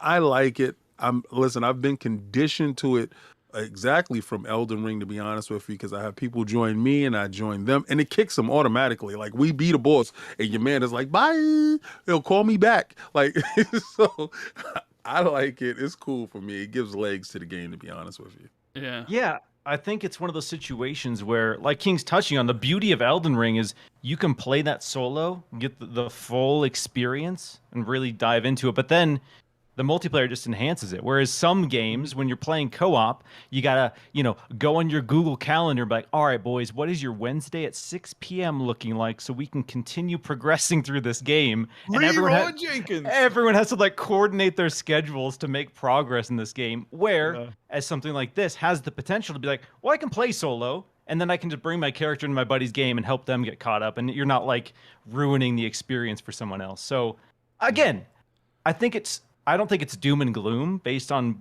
the details that we've heard. But I understand if people are bummed and just want to do the one-to-one co-op experience. Yeah. So Todd Howard, he announced Fallout 5. Yes, he did. King, when we get in this game, man? When we get in Fallout 5? When? 2030. 2030? 2030. Damn. When it's done, who cares? Like, you'll out the door first, man. Like, I can't stand that. I have a problem with this generation. Okay. I really do. And I sound like the old dude that's on his lawn. Get off my lawn. I sound like that guy. You guys don't appreciate anything yet. You didn't even sit down to finish your meal yet, and you're looking for another plate. Finish what you got in front of you. You would have never survived in my house. Trust me when I tell you, Starfield is going to keep you satiated for a very long time. And then when you pick your head up and you realize, oh my God, 5 years done passed. Oh, they've been putting out games throughout this whole time, and they got around to it. They don't do quickie games. They don't do games that, microwave games. You picked the wrong company if that's what you're looking for.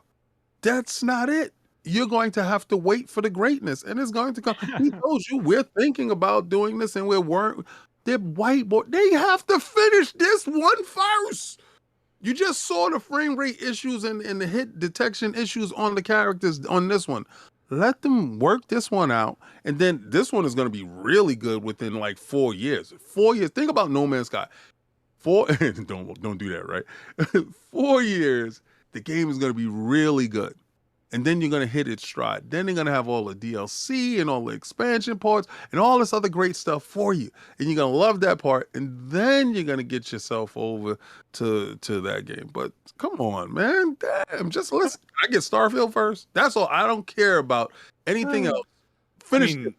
Also, you could be saying, I just want, can I get Elder Scrolls first? Because that's the next one. Yeah, right. Come on. People are, and I've said on my channel, Elder Scrolls 6, is that what it is? Yes. Yeah, Elder Scrolls 6 is 2025, maybe 2026, but maybe even 2027. So Fallout Fallout 5 is like 2032. It's at the very tail end of the you'll be console generation, and then there'll be no PS6. You'll be like right, 65 when Fallout 5 comes out, Colt. You know? Yeah, it's like it's a long time. Is Wolverine. Wolverine, presumably 2024, 2025. So, Miles, what about the people that say Xbox should make them give up Fallout and give it to somebody else so we could get it sooner? Because I have seen that crop up here and there.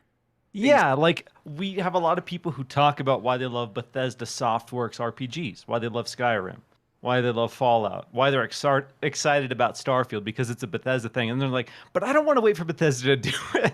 So I think we have a ways to go on Fallout 5, unfortunately, because they told us that Elder Scrolls 6 is in pre-production. So we got a hot minute before we're even playing Elder Scrolls 6. And then once that gets out the door, then they can jump into Fallout. So yeah, we are realistically looking at 10 years, I would say.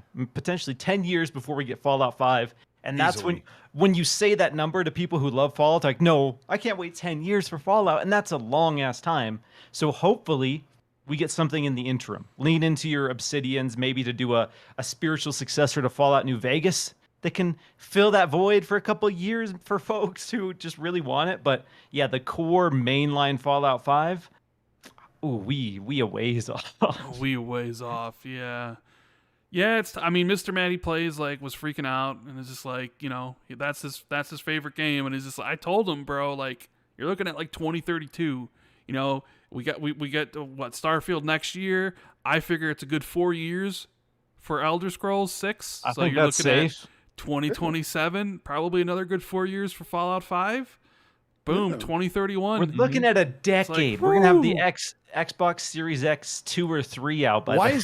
And that shouldn't even be weird. I mean, you're looking for at 5 to 6 years for AAA games anyway, and you're already looking at Starfield needs another year, and Elder Scrolls needs another 3 years. So Miles saying a decade is actually kind of conservative, because as the years have gone on, games have taken 3 years, and they've eked into 4. Then 5 is the norm, and now 6 is almost the norm. You're looking at God of War Ragnarok taking nearly 5 years, and the foundation of that game was already built. They're just making a sequel on the same engine, the same combat mechanics. They're rebuilding new worlds and new quests and new dialogue and new motion capture. They're not building that game from the ground up, and that game's going to take almost 5 years to complete. This is the new normal. Yeah, Dad. I don't know. Maybe I'll like Fallout by then, Colt. But this. Oh no! Don't, Rand. This topic is a Miles topic. I put it in here specifically for you. Oh, okay. What we got? Dragon Dogma 2. Go on, Miles. Yes. Dragon's Dogma 2. Okay. Let me set the stage here. This has been a roller coaster, because ahead of this, there's the NVIDIA leak with Dragon's Dogma 2. I was like, is it happening? Are they doing it? And, in our predictions, I was like, you know what? Yes, this is the year. Dragon's Dogma 2. I went, a little too far and said it's going to be revealed with Xbox. That didn't end up happening. And then Capcom announced that they had their showcase, which was going to focus on previously announced games. But then the director of Dragon's Dogma retweeted that showcase, and people were like, what's going on here? There's nothing new, but he's still retweeting it. And then they had the director of Dragon's Dogma 2 come out during the stream in a Dragon's Dogma jersey, and he's like, come celebrate 10 years of Dragon's Dogma with us in a couple days on this other side stream. So they scheduled a stream within a stream to talk about 10 years of Dragon's Dogma. And then they're talking about the origins, what kind of influenced them, talked about their Dungeons and Dragons and tabletop game background and how that helped shape Dragon's Dogma 1. And then you're sitting there for minutes and minutes, you're like, is this really going to be it? Is this really going to be the entire showcase? And then at the very end, they're like, oh, and one more thing, and then just pops off his jacket. He's got a Dragon's Dogma 2 t-shirt on. He's like, it's happening. And so we got confirmation that Dragon's Dogma 2 not only, in fact, is real, but is currently in development and is being developed on the RE engine. So thinking about the possibilities of Dragon's Dogma 2 in RE engine, which is just objectively one of the best, most efficient engines that we've seen in game development. Oh man, Oh, dude, I'm so ready. Dragon's Dogma was this weird cult game that came out at a weird time before Dark Souls had really blown up in the mainstream. Like Dark Souls 1 had come out, but that foundation formula wasn't really broadly accepted. And Dragon's Dogma took some of those elements, incorporated Skyrim and Monster Hunter and Dungeons and Dragons, and put out this really dense, intense, hardcore RPG. And it didn't have a humongous following. Like it sold fine for a new IP, but it didn't set the world on fire. And then it's been really, really silent since. We had the Dark Arisen expansion come out, and they added even more difficulty to an already difficult game. But the fact that we're getting Dragon's Dogma 2, boom. When that got revealed, the whole Final Fantasy VII Remake news, I was like, you know what? Okay, I can deal with that because we got Dragon's Dogma 2, baby. Let's go. Yeah, that must have made you. And I still didn't take the L for that because, like I said, they didn't announce these events beforehand. If they did, I would have been like, yeah, okay. So no L's for Rand on that one. Take the L. No L's. You're for gonna backpedal your L's, okay? No L's. Yeah, I mean, I've pretty much gone through all the topics I wanted to hit. I know King's got something he's got to do in 15 minutes. King, right? Yeah. I got I'm on with Web Dave. Ooh. So I need to hit up all the super chats. So I don't want to hold anybody up. So if you guys want to stay, you can. But we can still talk. But I know King's got to go. So I want to thank you so much for coming on, King. Love having you on. The link in the description. Make sure you guys sub to Iron Lord's podcast every Sunday. It's honestly one of the best gaming podcasts out there. One of the best Xbox podcasts. But don't let Cognito told you I said that. Thank you for coming on, King. Oh, thank you for having me. Miss you, Jez. Colt, love you. Yes, sir. Miles, me and you share a lot more in common than you think. Oh, dude, love you. Love hanging out with you, dude. I know we got some deep connections, some old school connections that I absolutely love. Yeah, for sure. And this Dragon's Dogma, oh my God. Once they said it, I just lost my crap. Right there. And Paris, I love you. Can't wait to hang out with you. I think we was trying to go to Gamescom, but it's just too close around the corner. And that's just not going to happen. But Colt, we'll hang out again soon. Yes, Rand, let's do it. Next year. Next year, E3, everything's back to normal. ESA's coming back. They're going to try to coax people into their Coliseum, and we're going to hang out. It's going to be great. Rand will be there. Nick says King is a closet TCL user. Oh, yeah. Basically, if they cut the check, I'm just like Sony. I'll go wherever the money's at. Yeah. I missed it here, but I saw someone say, Zeong said the real question should be, which do we see first on Xbox, Fallout 5 or a new Final Fantasy? Wow. That's an interesting question. That's about like the exact same timing. Yeah. I'll bet one large Papa John's pizza we get a new Final Fantasy before we get Fallout 5 on Xbox. Basically, right? Putting one large Papa John's on the line. What do you mean what do you mean a new Final Fantasy? Well, I mean, Crisis Core is coming out this year, but I think you just mean like new. Any of the 7 remakes or 16, right? Yeah. Does that count? Okay, yeah. I guess. Yeah, I don't know. We might go first. I'll catch you guys later, guys. Thank you so much, King. Hey, King. Peace, guys. King, one of the funniest dudes in the community by far. Love him. Hilarious dude. Always enjoy chatting with him. Do you two want to stay while I read these super chats, or do you need to get out? Yeah, I'm down to hang. All right, Colt. Yeah, I'll hang for a little bit. All right, I'll hang for a little bit. Yeah. So let's see what we got. Keep this party rocking. Undisputed Nerd saying, Dragon's Dogma 2 feels like the perfect Game Pass, a cult classic getting a sequel that could be a massive hit. P.S. I spelled cult wrong on purpose. Cult should do a series of reviews titled as such. Okay. What they need to do, and I might have to, I rarely use summoning circles, because, it takes a lot of energy and effort. But the last one I did was Dark Souls 3 FPS boost. And we know how that one played out. So I might have to test my luck again and see if we can get Dragon's Dogma Dark Arisen FPS boosted on Xbox. Ooh. And you're right. Let's slap it in Game Pass too. Build up that hype. Build up that energy. Because the world needs to know that Dragon's Dogma is in fact better than Final Fantasy VII. Oh, okay. Soma King says, "Hail the King." King was here, and now he's gone. Face 23 Brooklyn says Microsoft buys a multi-platform publisher and takes some games away for PlayStation. If I want to play Starfield, I need to get an Xbox or PC. If people want to play Final Fantasy VII Remake, you have to get a PS5. It is what it is. How do you guys feel about that? Because there's I guess an interesting conversation there. Well, I mean, the difference is Sony does not own Square and they don't own the IP, so it is bad optics. And Xbox doesn't own Starfield IP or Bethesda, but they bought them, so now they do own them. So it is a big difference, and it is kind of weird. We look at Square and we always say, "Why don't you just buy them, Sony? Like you can pay $200,000 and they'll probably go for it, right?" But they just got this situation set up. I'm serious. Like that, it's such a joke, right? Because they've been doing the exclusivity deals with them for so long. It's kind of a colloquialism where they could just pay pennies and get Square, and they'd go for it because they just sold Tomb Raider to Embracer for nothing, right? But it's just one of those things where it's another game that Sony doesn't own and Sony doesn't make, and it's completely exclusive. So everyone just kind of says, well, if you want to play it, you got to get it on PlayStation, which you did. I have a PlayStation 5. I don't care for Final Fantasy. So when everyone was whinging, as my UK buddies would say, I was just going, I'm playing Turtles with Rand Thor 19, the man with a million. Yeah.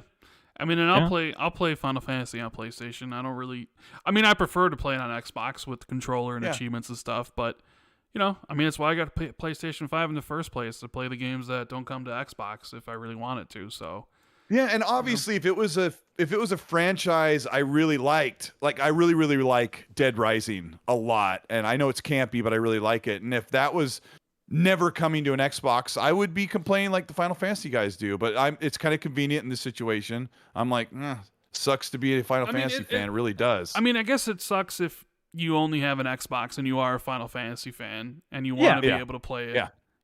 Again, I do feel for those people because like we're talking about, all of us here have a PS5. So when stuff like that happens, it's like, okay, that's a bummer, but I'll play it on PS5. But I understand that consoles are expensive. It's not as simple as like, well, I'll just go buy a PS5 for some folks. So for those, especially now, for those people, like, I do feel for them. Yeah. We have one from Eagles fan 76 who says, do you think now having a live show you miss out on some of those magical moments with the crowd reaction that is only thing with pre-recorded shows? I mean, clearly, you miss out. Could you imagine the audience screaming if Kojima was there? Like, I was there. The moment lasted all of like 20 seconds. I was trying to grab my phone because I left my phone in my pocket so I could just enjoy the show. And I just wanted to. I've got this meme of Kojima with his sleeve up, and he's got a Halo tattoo that I made. That's with the war. And I was gonna post it out immediately, and I couldn't find it. And I looked up, and the Kojima announcement was over in a flash. People were going crazy, and we didn't even have the full arena at the last E3. It's a 7,000 capacity theater. I think it was full. This was more like 500 people, but it was loud and electric. It's great. It's a good. Anyway, you just gotta go. I think Xbox misses that too. I've talked to Phil about it. He loves the fans being at the show. I've talked to Phil and Aaron about it, and I remember when Forza Horizon. I can say this now. Thank goodness. When Forza Horizon 5 came out, I was playing the game with Greenberg and some other people, and we were talking about E3, and I said, I know I'm not asking you so you can say something that we can run with, but how do people like you and the Xbox team feel about the events? And it's funny, I'm waving my arms like I'm on camera, so used to that. He said that we want to go, like say the word and we're there. Like we're just waiting for the ESA to say, hey, we're ready to go back. With the pandemic and everything, like it's very difficult to know if we can go back, but just know the team wants to come back. And they absolutely did this year. They threw it together last minute. They said they started planning in January. It's usually a year-long ordeal. They threw together a really good fan fest. So with ESA saying they want to come back, unless we get another new virus or something, I think we're back. And I'd like to know out in the world. And I'd like to know in the chat, like, would you be good with going? I know it's an expensive trip out to LA, depending on where you live, or even if, it's an expensive thing to do, and if you can get selected, but would you like to go? because I'm absolutely wanting to go again. Yeah, I mean, Miles, you gonna go? Oh yeah. I didn't unfortunately get to go this year because Miles was I supposed to just host, traveled. Remember? Yeah, exactly. Right. Yeah, Miles and I That's were supposed to. Yeah, Yeah. I don't know what happened. Like I said, they forgot. had the They lost our opportunity, number or but- something. Yeah. No, they called and I just said click. I was like, oh, Phil, what's up? I was like, you got Phantom Dust on deck, and he's like, not this year. And it's like, call me next year, dude. Not Click. this year, not ever. You slammed down your cell phone like you were hanging it up really Click. violently. Hit him with one of those. Yep. I got a super chat here for $1 from Brap the Pony. Appreciate it, man. No message. We got one from Frost. Did that shit. Not upset over the showcase. Just kind of get the feeling Microsoft isn't catering to its mature audience who enjoy deep storytelling games with fire graphics. I'd love to see a Coalition horror game. Fair enough. I mean, Coalition wasn't there, so yeah. I hope. Yeah, we hopefully don't know that's what the something Coalition's there. working on. But yeah, I get what you're saying. Supernova says Jedi Fallen Order was released in 2019 and Jedi Survivor announced coming 2023. But we do not know about first party. The roadmap is not clear. It's not acceptable. The PS5 every year is great. First party games and the Xbox still not. I mean, I think you can look at this year and say that both PlayStation and Xbox are struggling on the first party front. I don't think that's unfair to say. I mean, Yeah. Xbox certainly is. It's Yeah, I gonna mean, be their Xbox worst has got year. Pentiment, right? It's their probably And Grounded. Yeah, Actually, PlayStation has one of their best years in a long time. They've got 6 major AAA games this year: MLB, Forspoken, God of War Ragnarok, Uncharted Legacy, The Last of Us Remake, and one more, Rand? Last of Us, Gran Horizon, Turismo 7. Gran Turismo 7. Yeah. Oh yeah, Gran Turismo 6 or 7 big games. Okay, so they got it. Yeah, I they mean, got it. you know, a lot of their games were delayed from last year because everything, the pandemic affected everything, so it delayed a lot of their games. But they got a lot of games this year. But their roadmap outside of Spider-Man 2 and Wolverine is not yet to be determined. Yeah, and I'm sure they're gonna have another show later this year, so Yeah. they'll probably announce like more stuff for next year. But I mean, they have a whole bunch more games, and Xbox has realistically their worst first party year ever. Like, Pentiment might be good. It might be an indie darling. But I tell you what, that was the one game at the showcase where I knew what it looked like going in because I had seen Jez had shared a screenshot with me when I had seen the documentation for it. And I remember mentioning to Jez, I was like, I don't know if we should really be hyping up this game. I mean, I know Josh Sawyer is a great developer, but like nobody's going to expect what this game looks like. Because I think, and then when you talk about it being Disco Elysium inspired, that invokes a certain mental image. Mm-hmm. And when that game showed up, people were like, what is this? Like I saw Mag on Boom Show was like, no, like what is this, right? So I mean, Xbox has what? The crowd reaction was pretty muted. I don't know what the word is. It's I don't know. It's definitely an artsier project for sure. But the thing about Josh Sawyer is he's amazing, and I always tell people that game, like journalists and reviewers are going to say, like this story is something you have to experience. You need to check out Pentiment. It's a high 8 or it's a 9 or something. Like that could be possible. That because he's made some really special things in his career, but when you just get your eyeballs on the screen, you're like, huh? Yeah, it's kind of a yeah. You know? I mean, what do they got this year? As Dust Falls and Pentiment. It's definitely and Grounded. If you want to count that, Grounded's been out in early access for 2 years. So like, not a new release. It's not a good year. Not a good year. Not a good year at all. But we'll get through it. Shout out to Dealer Gaming in the chat. What's going on, Dealer? Hope you're having a great day. Okay, moving on to the next one. We got one from Supernova again who says the reason we raised the bar high is that Microsoft is only one annual event unlike the rest, and I think that changes. I think there's a good chance they have an XO 2022. I think they definitely want to have one considering they did FanFest. So like hopefully they have more next year. I mean, they might have Deathloop this year. We don't know. That might come out in September. High on Life is console. Oh, yeah, that's true. I was talking about strictly first party. Yeah, first party. Yeah, exactly, I know they'll have their own console like exclusives to ID at Xbox stuff. So I was strictly talking about first party. Ralph Williams says, Paris, King David, and Colt in the house. Have a great show, guys. All 4 of you are amazing. Don't forget to add Miles in there. But I don't think Miles is there on. yet. Yeah. DeAndrew says they need to have 3 shows, 12 months, PC Game Pass, and the future. Face23 once again says, next 18 months for PS5 is Forspoken, God of War, Ragnarok, Last of Us Remake, Final Fantasy 16, Final Fantasy 7 Remake or Rebirth, Spider-Man 2, Factions 2 multiplayer.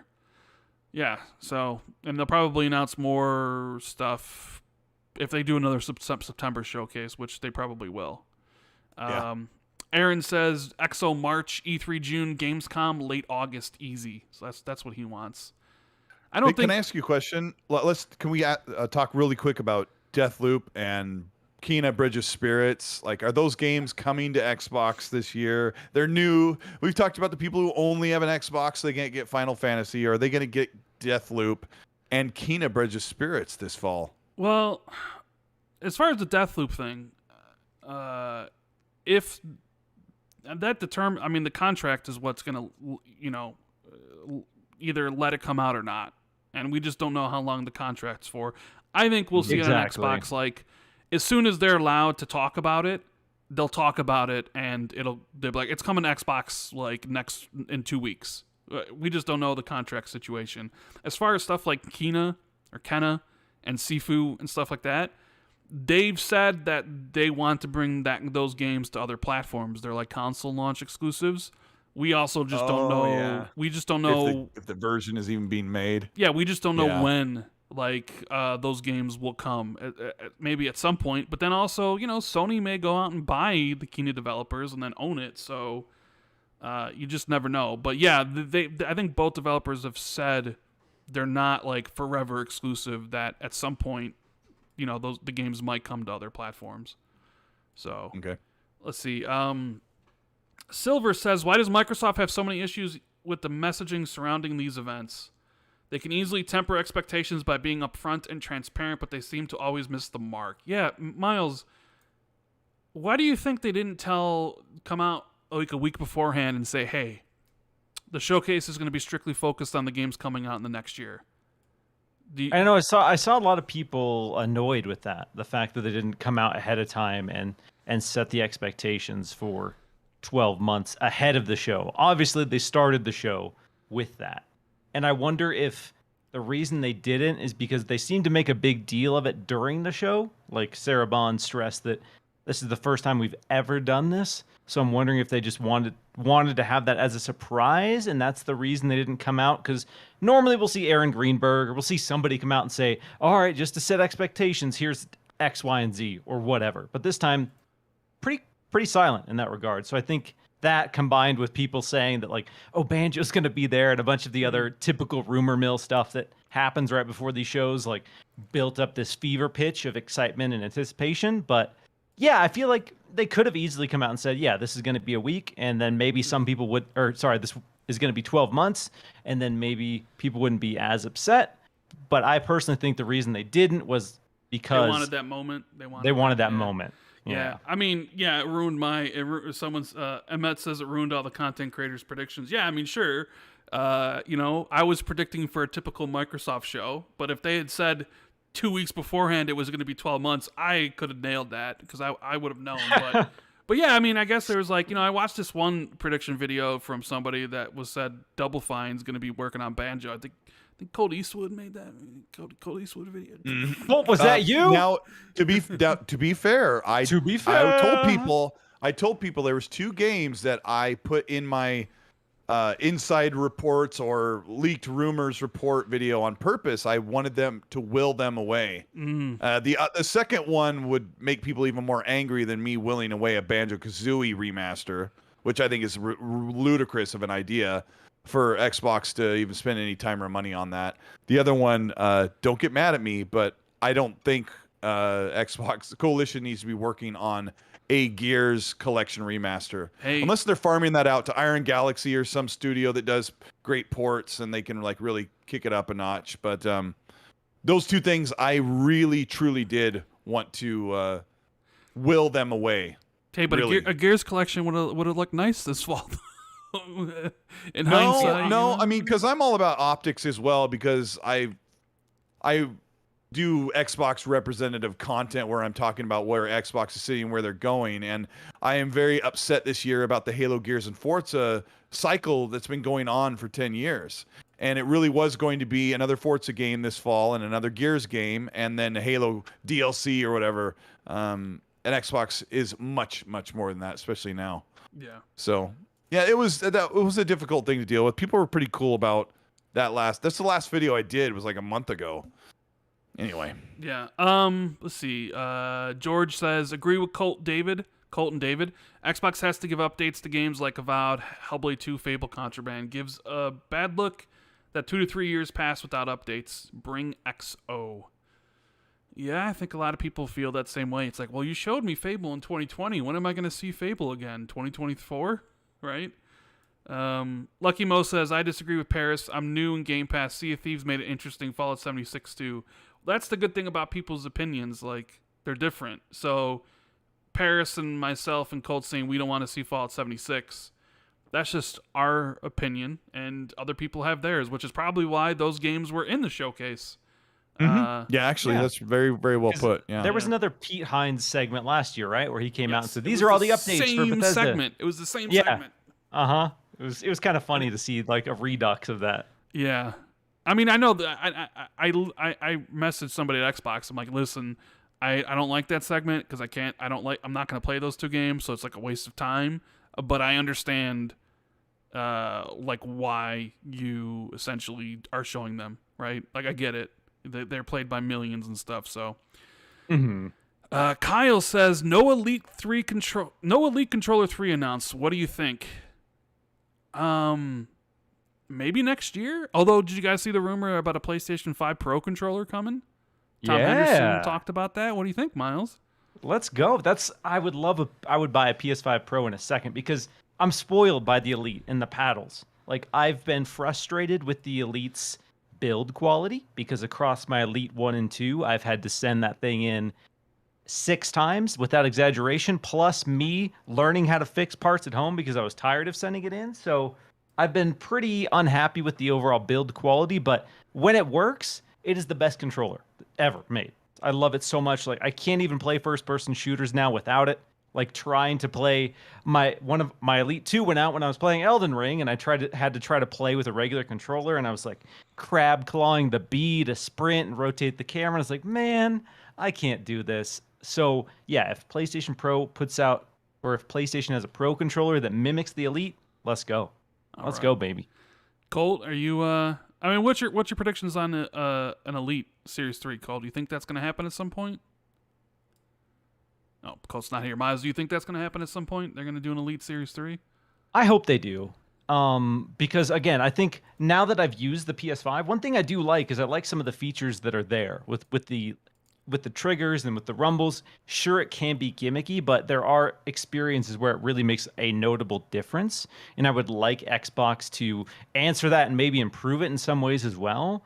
And I don't want that tied exclusively to the Elite 3. I think that would be a bad move. And it would also be, dear God, $250 or something outrageous for that controller. But yeah, the Elite 2, even the newer models still have some fundamental build problems that need to be tweaked. And I would hope, well, you know what they say, third time's a charm. Maybe with the Elite 3, they'll have figured it all out. Yeah, maybe. They couldn't do haptics. They couldn't do specialized haptics on the Elite 3 because Xbox wants everything to be level across the platform. So you wouldn't have games have haptic design into them that wouldn't be you know what? available. That's where I'm going to disagree with you because I'm gonna die on this hill. I think when this Series 3 comes out, that controller is going to have haptic feedback.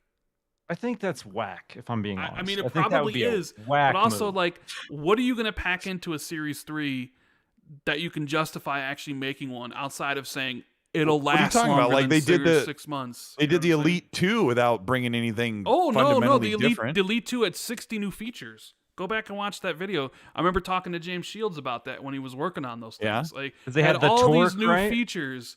I'm just saying, like, what new things could they pack into an Elite Series 3 to get people to pay for it again? They need to put a microphone at the bottom so you can blow into it, of course, but I don't know what else. I'm saying Gyro. it doesn't make a lot of sense, and I know I'm probably going to be wrong. But haptic feedback is one of the best parts about the DualSense controller. Like I can It's cool. get It rid really of is the cool. resistance triggers. Those are horrible. The haptic feedback's where it's at, though. Yeah, like refresh the base controller and just do that. And then that way, if you do want to add that into the Elite, there's at least the 1-to-1. Because the problem that Xbox had with the Xbox One is they had the rumble triggers, but because they were the only ones using it, like it wasn't widespread. You would have a handful of games that used it and first party, and then that was it. But now Yeah, that you have that's how it works. PlayStation on board doing it, and if Xbox just did that as well, devs could build it and it would just be there and work. And again, I really, really hope that's not tied to an Elite 3 only, because man, that wouldn't help adoption for them. But Yeah.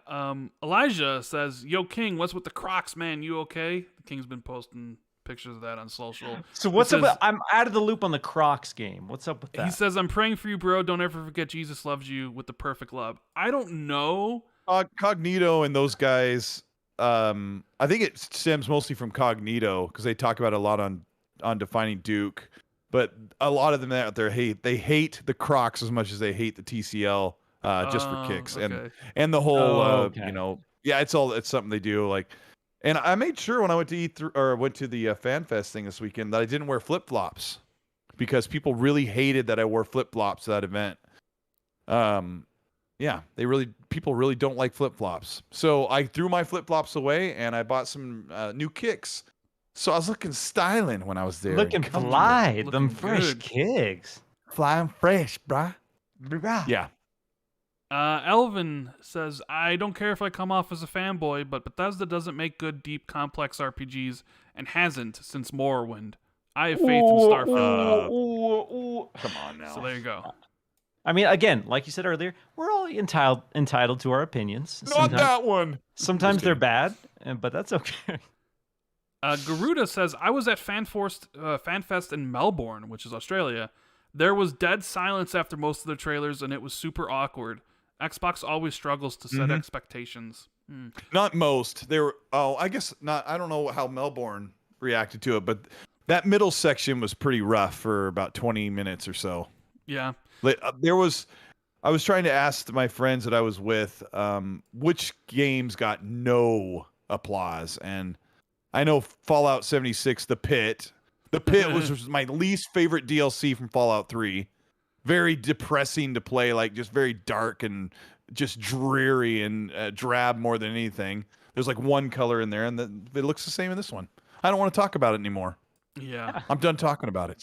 Makes me upset. You okay? I'm okay, bro. Philip Guy I love that game, though. says, "Thoughts for you guys. One show for Game Pass showing third-party games that's coming, another show for Xbox Bethesda, and a third show for Activision Blizzard."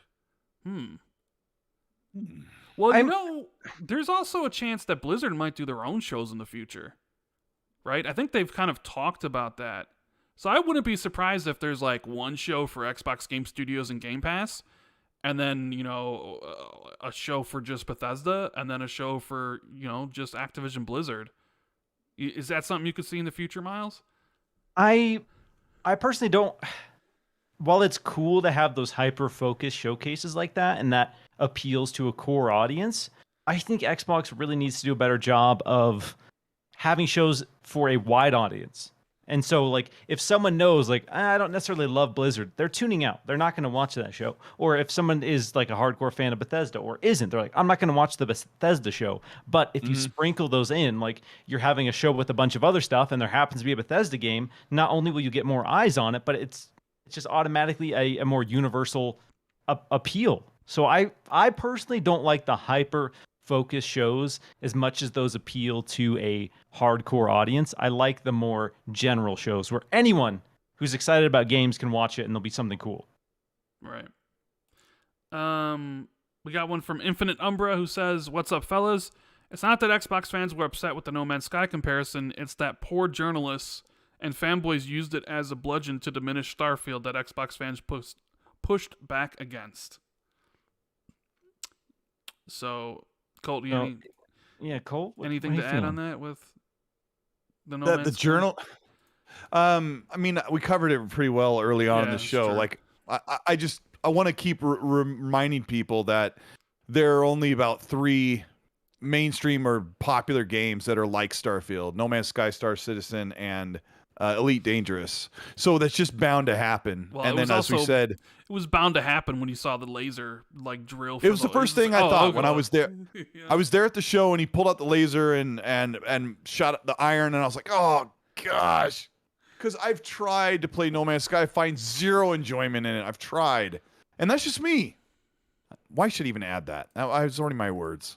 Yeah, I it's don't one want of to those talk things about it. like I'm still upset. I'm just kidding. like I think a lot of people fixate and get mad about people criticizing something or assuming that people are criticizing something, but I mean, we should be able to just laugh it off and move on and not make it this vendetta against that person who's like, this looks like No Man's Sky. What the and just Yeah, people don't get, like, there's a difference between how Starfield will do it and how No Man's Sky. Like in Starfield, when you scan a flora or fauna or a creature, or you discover a new area, you get a little bit of XP, and you're kind of chasing that next level where you can add your perk points, you can unlock a new ability. So exploration always feels so satisfying.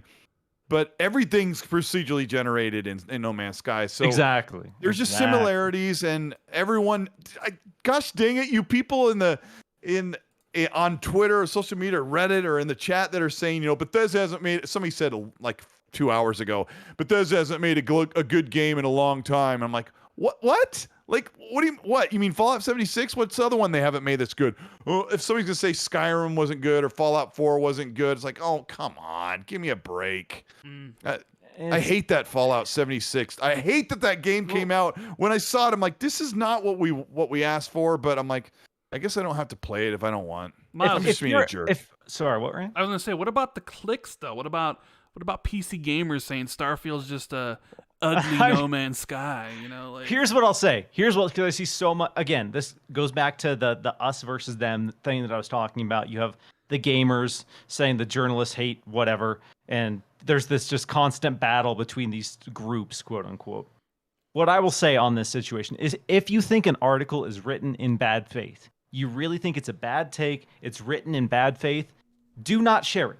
Do not share it. If that is truly and genuinely how you feel, don't feed into it, because all you're doing, if it is quote unquote all about the clicks or whatever, if that's how you feel and you're sharing it out, then what does that do? That just incentivizes it, amplifies it. And again, if you're excited about Starfield, be excited. There's no reason you shouldn't be right now. Coming off the back of the launch of Evil Dead the game, where I was super excited about it, despite people trying to like downplay what it was and what it could be and blah blah blah. Like, there wasn't a ton of hype for Evil Dead the game. Like, there was not a lot of hype at all, but I was still excited, and I wasn't going to let anyone's opinions on that downplay that. And I was able to look at, the criticism of the game or the criticism of what was shown and be like, you know what? Cool. I see where you're coming from, and move on. And if I thought it was just a really bad take, bad faith take, just move on. Please be better about that, because again, there's so much. Why are there people, like I said after the showcase the next day, I said, I'm more excited about Starfield than any game that's coming out easily. And that was my tweet. And I knew people would get upset about that. And of course, Miles, you wouldn't agree with that for you. But like, why do people come into a post where someone says, hi, my name's Cole Eastwood, and I'm super excited about this game more than anything? And they're like, that's trash. There's always people who are just raining on everyone's parade, walking into like the comedian says, walking into someone's pickle store and opening the door and going, I don't like pickles, and then leaving. Like, why? I'm not asking for people to be kumbaya, because it's not going to happen. But like, why are you doing that? It's just, again, I don't know, Cole. Again, people like talk about toxic positivity or whatever, but like, ultimately, we need to be able to just ignore annoying people online, and that's really what it comes down to. Yeah, teach me how to do that, would you, Miles? I'm trying to get better. I'm not always the best. None of us are perfect. I sometimes get caught up and engage with it, and then in hindsight, I'm like, why'd you do it, dude? I'm not adding anything to this. All I'm doing is riling other people up. Sometimes people come at you with, they're half trolling, but they're half asking a question, and sometimes you can kind of get people to come to understanding, but most of the time, I think social media is just made for people to, Rand's got it right. Rand's almost never on there. Yeah, He's just got his nose in a book. People just DM me and tag me and all these crazy stuff, and then I'll see it, and then it's like, I have a lot of guys muted, but then like some of my friends will quote retweet their takes, and I'm like, gotta see their awful takes and stuff, and it's just like, come on. You see this take, dude? Yeah, and I moved on with my day. It's just like, stop it. Like, if you didn't quote retweet it and the dunk on them, like, it wouldn't get any traction and nobody would see it and it would die out. But yeah, moving on from that. My Bridge 4 brother slow-mo backslap says, I'm an hour behind where you guys are at currently, but I'm glad some of you are coming around to my way of thinking. A quarterly inside Xbox that actually delivers relevant info and gameplay. Bridge 4. Yeah, hopefully that's what we get, man. That's what we get. Yeah. I mean, they got enough games coming next year. Like I said, 7 potentially in the first 6 months of 2023, and who knows what's coming later on. So, I mean, it's about time to do more shows. You can't always just do the one. Let's go quarterly. That's the way to do it. Yeah, quarterly. You can have Miles host the one in spring and Colt host the one in the fall, and Yeah, welcome to the Xbox Not Direct. Yeah. RDX Unfed says no GoldenEye or Exomecha for 12 months or more. Just because it wasn't at the show doesn't mean GoldenEye's not coming out in the next 12 months. That's one thing I was really happy to see. No GoldenEye 007. You were happy to see that? Oh, I was so happy it didn't show up. Ooh. Why waste time to a 25-year-old game? Like, damn, Rand, you sound like those bad faith PlayStation guys. No, Why play old games? No. It's just it's GoldenEye. It's 25 years old. It's in the 64 game. Just announce that in a blog post and release it. You don't need to put a 1-minute trailer at your showcase. It's old ass game. I'm sorry, Rand. I disagree. If they shadow drop that, the internet would be going wild. Whether you care or not, the internet would be hyped up about that. Oh, I'm sure. Miles is right. Miles is right. Everyone's super excited about that game that they're going to play for about 5 minutes. Yeah, and then they'll move play on. for like 10 minutes and realize, oh my god, this wasn't as good as I remembered. Let you think people you were 12 enjoy years their old when you weird played it. Things, okay? You're always making Let fun of people my waste their money. No, I'm just kidding. 99. Just what? Come on now. I just got a thing for GoldenEye. I will say this: as much as I would be excited for it, GoldenEye ruined an entire generation. Anyone who uses inverted controls probably grew up playing GoldenEye, and I use inverted controls. Oh my god! You do? Yeah, I'm inverted 100%, baby. I know Dealer is. I And didn't why know don't you love were. GoldenEye? I'm 100%. I mean, I play GoldenEye quite a bit with my boys. Yeah. See, I don't know what particularly made me be inverted. I don't. It's understand. GoldenEye. I wanted think so? somebody to do a Why was experiment. inverted default? Inverted was default in GoldenEye. You couldn't change it, and that was I'm probably a standard controller user because of Halo, the Combat Evolved and Halo 2, because that's how I learned how to use dual thumbsticks with a first-person shooter. So I don't know, weird, great. Well, now we know Rand is super amazing. okay. Inverted. My wife's inverted too, so no disrespect to the inverted crowd. Inverted is the only way to play. It's not the default for a reason. That's all I'll say. You know what they say, Miles, is your preference on inverted or not inverted is based on where you perceive the pivot point of your head. Oh, okay. Yeah. Get some science in there. So for Rand, he perceives the pivot point in the back of the head. Yes. So when he pulls down, your head goes up. The chin goes up. And okay. you and I perceive the pivot point on the nose. You push down, the nose goes down. You push up, the nose goes up. Yeah. Anyway, that's where that comes That's from. cool. I like it. Also, I like that we got educational in here. But it's cool that I can jump into a game that has flight controls like midway through the game, and if it's inverted, it feels normal. So we're actually the weird ones that we can play a game with regular and then go inverted when it's flight. Exactly. Exactly. It's not a problem when I'm flying, but when I'm shooting, Dude, I'm gonna get into some games where like some of the games is like normal, and I just can't. I just can't play. I don't know if I'm saying I do it, but moving on from that, we got one here from Darren that says Final Fantasy VII Remake has more to do with it being advertised as a timed exclusive. Square doesn't have the balls to confirm when or if a port is coming.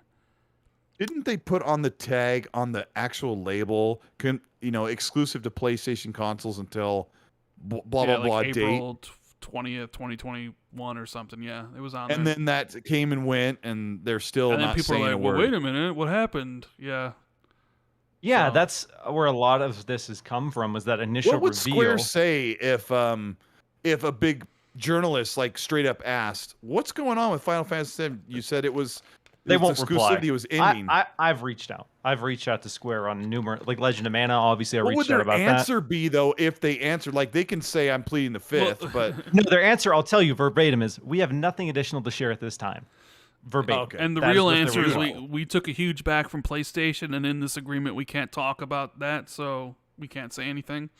We have nothing further to share at this time is literally what they reply. So Yeah. it's not necessarily that no one's reaching out. It's just I don't think they're going to come out and say what the business dealings are. At least with Final Fantasy 14, when people ask about that, they do say it's like, we just don't have the developers able to work on an Xbox version. Yeah, it's cool to hear updates on that regard. That there is maybe a world where that happens if they have the resources, but yeah. The complete silence on Final Fantasy VII Remake suggests it's a contractual thing. Yes. Jodicus says, if Xbox fans want more Final Fantasy Persona, you better show up for these games. Only way you pressure these companies is show them there is a player base on Xbox. I agree with you. well, I mean, I agree it with might you. not be though. Well, So, I mean, you can push as also- hard as you want. You're kind of in the situation where like you're trying to build one, and like Crisis Core is not going to sell well on Xbox, so they're going to look at that and be like, well, they didn't buy Crisis Core, and it's like, well, you didn't put any of your games on like the system, so how's there supposed to be an audience? You didn't cultivate one. You know, you just use it as like Stuff. an excuse. It's not far off to say that if you're a major Final Fantasy fan, you probably bought a PlayStation. So it is a perpetuating cycle, like you said, that it may just make it very difficult for certain JRPGs to thrive on the Xbox because the fan base just went elsewhere, I guess. I'm forever an optimist, so it's not something I'm giving up a hope on. And again, like if you don't want to wait, don't wait. I mean, like I said earlier, if you're a doing a fan of change.org. Final Fantasy VII you've probably bought it.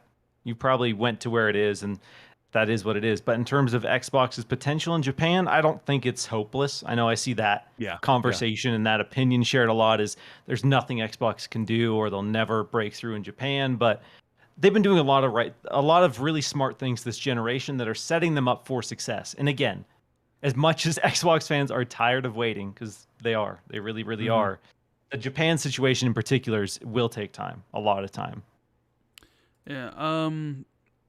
Let's see. God, the Blessed One says the hate towards Starfield is because these numbskulls are either Sony ponies, fans of another space game, Bethesda haters, or trying to be too cool to say it looks dope. Period. Damn. Interesting. How do you guys feel about that? Is it? Well, I mean, it's hard to say this because I think the game looks really awesome, but does it look like the next level game I've never seen before in my life? No. I watched John Linneman's fantastic breakdown this morning, and he explained to me while I was watching as a viewer some of the things that I didn't see on the first couple passes, like how the lighting is it's like 10 times better than Fallout 4. But when you look at the game, what's the first thing that happens, Miles? Even if you're an Xbox fan, you go, does it look as good as the best game over here? Does it look as good as Witcher? Does it look as good as Horizon Forbidden West? No, it doesn't look the same, but is it bigger than those games? Is it bigger than Horizon Forbidden West? Yeah, by a long shot, it is a lot more. So I got to ask you, Rand, like when you think of next generation, do you feel like Starfield looks like it's somewhere in the middle between on its way to next generation when you see it from the outset? I mean, nothing I saw of Starfield blew my mind whatsoever. Yeah. I mean, it does look like the next step for Bethesda. Like I was watching, I was like, well, this looks so much better than Fallout 4. Yeah. You know? It really does. So, And I think that's important to talk about too, because again, going back to Elden Ring, that was another conversation from people who, for whatever reason, didn't want to be excited, or more aggressively, didn't want anyone else to be excited, as they said, this doesn't look like a quote next gen game. And when we're looking at Elden Ring compared to Dark Souls 3, for example, it's a huge jump. That game looks so much better. Was way more ambitious, way bigger, did way more things with physics and environments and enemy design and AI and all of these other things that really go into affect the direct experience. And that's kind of how I felt about Starfield. It didn't necessarily blow me away. It wasn't like when we saw Hellblade 2 and I was like, yo, is this real? Is this what the game's going to look like in real life? Starfield, that being said, still looks so much better than anything Bethesda's done before. And it looks way more ambitious than anything they've done before. And it's not fair to discredit all of those other things and say, well, it's not the best looking game ever. There was the same conversation with Halo Infinite too. It's not the best looking game ever. So blah, blah, blah, blah, blah. But that's, again, we fixate on the visuals and we want the best looking game possible. But, and that's fine. But also there's so much more that goes into a game than just the visual presentation. Yeah. Let's see. Moving on from that one, we got one from Private Ghost. It says Sony paid good money for GT 7.2, and we see how that turned out. Zane Bashir says, kind of know why Final Fantasy 7 is a PlayStation exclusive. Making a remake of a game, then splitting it into parts and make people pay full price for each part is only capable on a Sony console. It is pretty crazy. That's a 3-part game at $60 pop. Probably they're 70 for the second one, right? It's a PS5 game. And the third. Because when they brought it to third will be PC, 70. right, it was 70. Right, they set that expectation that the Square Enix games will be 70. Jeez. DB Cooper says, I love y'all, but King David is the GOAT. When do y'all feel like we'll see another? And I love DB Cooper's name. That's amazing. Yeah. When do you feel like we'll see what's coming out after the 12-month window? Well, that could either be later this year, the next or I think June we'll get a again. taste at the Game Awards. We'll get a taste. We'll just Yeah, we taste. thought Yeah. we'd see Avowed at the Game Awards last year. It's going to be an entire year delay of when we see Avowed gameplay. Yeah. I don't know if we were just kind of spitballing, but I know I had talked about what if because Jez had seen some of the gameplay last year. When was that? That was mid last year, I think. I think it was about this time last year. So I Yeah. thought, it's not far fetched that they'd have 2 to 3 minutes of polished gameplay ready to show at the Keighley Game Awards and a no show. So at this point, who knows? I'm willing to bet a Papa John's Papadilla. Oh, another one? One large. I forgot what I had one large on the table for, but a How Papadilla about that just we see the Kojima Xbox game at the Game Awards. It's probably a you good think there's spot actually for something it. to show? Not this year, though. One Papadilla. At this year's I think show? this year. I'm Oh, saying this year. yeah. One Okay, okay. Papadilla. Interesting. One Papadilla. That could On happen. the line. I don't know what that is, but I'm assuming that it is a Papa John's quesadilla, and I'm here It for looks it, bro. it looks vile. I haven't had one yet, but I keep telling my buddy, as soon as the hard Mountain Dew comes out, we're gonna have a night where we get together, crack open a hard Mountain Dew and a Papa John's Papadilla, and just absolutely ruin the weekend. And ruin your colon. Hold on, I'm Yeah. gonna look at that. It literally These is. wait, It's a pizza okay. quesadilla. It looks disgusting. It looks bad. It looks but- incredibly amazing, Miles. Mm. I'm gonna I give it mean- an 8 out of 10. The same grade as the Xbox Showcase. It looks fantastic. Miles hates it. Oh my gosh. What was the Pizza Hut one called? The Pizzone? Oh The yes, calzone, that's right, the Pizzone. The Pizzone where you bite into it and it just liquefies the roof of your mouth and turns it into it looks like Scorn the game. It's Molten so- hot mozzarella just searing the roof of your mouth. You guys, now I'm thinking about ordering a pizza for tonight. Thanks. I love it. Dude, I'm literally having pizza tonight, so let's go. Alright. Are you having Papa John's? Because if you better open, you need to order the Papadilla. I haven't had so you Papa know what John's. you're putting on the line. I haven't had Papa John's in forever. I haven't either. It's What's hard Mountain Dew? It's alcoholic Mountain Dew. it's malt alcoholic Mountain Dew. Whoa! Can I get that without alcohol in it? I mean, you could just get Baja Blast. I think that you could just get Mountain Dew. If anybody's watched my show, they know I drink copious amounts of Mountain Dew on the air. What about It's Miles? You all about Little Caesars, bro? No, Little Caesars D tier pizza. I'm D sorry. tier. Wow. D. I will say it loud and proud. I will. in the eat 90s Little they were Caesars, fire, but not so much.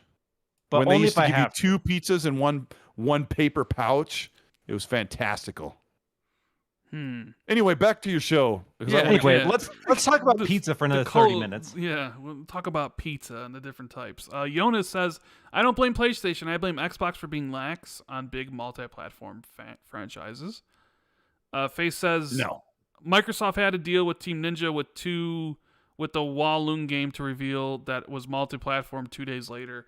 Yeah, apparently it came out that some of the reveals at Microsoft show were embargoed for 2 days. They couldn't announce what platforms they were on besides Xbox for like 2 days afterwards. It wanted that marketing association. Yeah. That's dumb. It's a waste. 2 weird days. thing. It's a really weird thing to do, but Mhm. yeah, you have the new, because after 2 days, the news cycles moved on to something else, and there would be people who maybe thought it's only an Xbox thing. I don't know. Yeah. Then they It's have to weird. find out from your classic YouTuber who got to it when he got to it, like me. I haven't even reported on the showcase outside of my show. We flew into Portland, Oregon, and drove home. I was home a half an hour before my show started. I sat down, turned on my camera and everything, and went, "Hi everyone." Next question. We got one from LeBurn who says Final Fantasy just one IP. Best way to combat Final Fantasy is for Xbox to create their own must-have JRPG. Medal of Honor was top dog until Call of Duty happened. Yeah, I mean, I see people saying like you own Lost Odyssey, you own Blue Dragon. Why don't you remake those? Or Lost Odyssey and Blue Dragon aren't even in Game Pass. Yeah, that's How long would weird it to take me. to bring that back, like weird to Fable. me. Like, yeah, it's like, why isn't Lost Odyssey and Blue Dragon in Game Pass? Is there some reason they're not? Why not? Make a remake of Lost Odyssey. I mean, I get what he's saying. Like, make your own game. I think what's interesting right now is, I mean, we have a lot of these conversations when we look at the short-term exclusivity for whatever, XYZ game, whatever. Why isn't Xbox buying more timed exclusives? Whatever, blah, blah, blah. Xbox right now, they are looking bigger picture. So like this person is talking about, instead of just trying to buy limited timed exclusivity, they are trying to build big partnerships, because Xbox Publishing Japan has hinted that they are working on a couple really big projects. And so like they're talking about, instead of buying exclusivity, what if you just have this project that exists on your platform that is a big deal for that audience? And I think even though that takes longer and is harder to do, I think long term that'll provide more fruit for Xbox, as long as they're consistent, as long as they don't do what they did with 360, do a bunch of really cool exclusive games, and then just let them sit forever and never touch them ever again. Okay, let's see here. Michael says, did anyone rage out by the lack of Xbox support of Final Fantasy VII Remake? Play the Final Fantasy games that have been on Game Pass? I mean, I don't know. Some of them probably have. Some of them just probably want Final Fantasy on the platform and are upset about that. But Rel says, if Wulong hit on Xbox, it'll be hard to keep JRPGs off Xbox. I'm sure Neo series will come to Xbox if it hit. Yeah, I'm surprised Neo never came to Xbox, but I wonder if that's maybe a contractual thing, potentially. Yeah, I can't think if it was published by PlayStation in some published capacity. by PlayStation overseas. But it's not published by PlayStation in the US, so I don't know. I don't know what's up with that series. It could just be, Sony paid for it and maybe they feel it's like not worth porting to Xbox. But we got Team Ninja now in a new game, and it's in Game Pass. Neo slaps. Both Neo 1 and 2 are really, really good. Fried Melon says, I believe at this point Xbox needs to purchase a Japanese developer after ABK or strike an EA playstyle deal with one. Even with the strides they've made, it's still their biggest weakness. Yeah, I mean, Xbox is kind of cozy with Sega. Miles, what do you think the chances are for like something like Sonic Frontier to hit day one Game Pass, bro? That would be interesting, but right now the conversations surrounding Sonic Frontiers aren't super positive. It's not a healthy one. So I don't know if that would be the holiday Game Pass banger that everyone wants. But again, we've seen this budding and expanding relationship between Xbox and Sega, and we're getting Persona, so maybe they'll lean into that more. And maybe, I think it would be interesting. Would it set the world on fire? It depends how good or bad Sonic Frontiers ends up being. Yeah. Georgie. Oh, this one's directed to Miles, and it's not a nice one. Uh-oh. Miles enforces that nice guy toxic positivity. There it is. Toxic What the positivity. heck does that mean? What is toxic positivity? So toxic positivity is this ideal that you downplay any and all criticism under the guise of positivity. I push back firmly against that. Because people can have criticisms. People on the internet just don't know how to articulate themselves. They It's really Twitter. don't. You know, you only have 240 so- characters, right? So I guess Rand told me that a little while ago. It was really amazing. He said Twitter is not a place for nuanced conversation. You only have 240 characters, and tone and explanation are never going to come across properly. So why bother? And I'm like, dang, I wish I could listen to Rand's advice more often. I'm on Twitter way too much, but I like to try to have the conversations on Twitter. I don't think it's impossible. It's just people. I don't know. Some people have a hard time. Twitter's I also try to do the correction. That's my main problem on Twitter is I have this all this knowledge because I pay attention to video gaming stuff way too much, and then people come out with this bad faith opinion or bad faith factoid, right? And I'm like, no, I can't allow that. As the Encyclopedia Britannica of this video game discussion, I want to give you my expertise because you don't know what you're talking about, but I'll try and do it with some stank on it. Some stanks, like with a little bit of snarkiness, you know. Like my really good friend told me, Cole, I can't stand when you come off as really snobby about how you have the answer to something. Like, oh, I'm like Tommy Boy in the car while he's eating M&Ms. They have a thick candy shell. I'm surprised you didn't know that. Yeah. Like Tommy Boy finally knew something that Richard didn't know. That's what we do. Enjoy it. Have some fun. But quit being rude. Quit calling people names or insulting them because their video game information or opinion doesn't line up with yours. Knock it off. Yeah, we can have some conversations on Twitter. I'm firmly in that camp. And again, it's about how you articulate yourself, because at the end of the day, when we're talking about video games, when we're talking about anything in this industry, somewhere along the line, there is a person at the other end of that. And so if you just want to be disgusting and vile and just spit the most horrendous things you've ever seen online towards someone, that's your prerogative, freedom of speech. God bless America. You can do whatever you want, but that's just not how I carry myself. And some people twist that into toxic positivity, I guess. I'll give you guys a little bit of insight as a guy who's 76 years old and been on this planet for a long time. Most of the time when somebody comes at you like very rude and vile and what's the word, like just very insulting and comes at you to mock, most of the time that person is going through something very difficult in their life. And I'm not saying that to say we should be careful and we should be sensitive.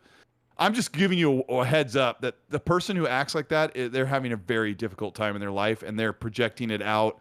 And hey, misery loves company. It really is true. Yeah. I've been there before. HK Gaming says, you like waffles? Why do you hate pancakes? Like I did a joke tweet a while ago to see if people could turn candies into a fight. It was just a funny, goofy social experiment. And I said, this candy is the best candy.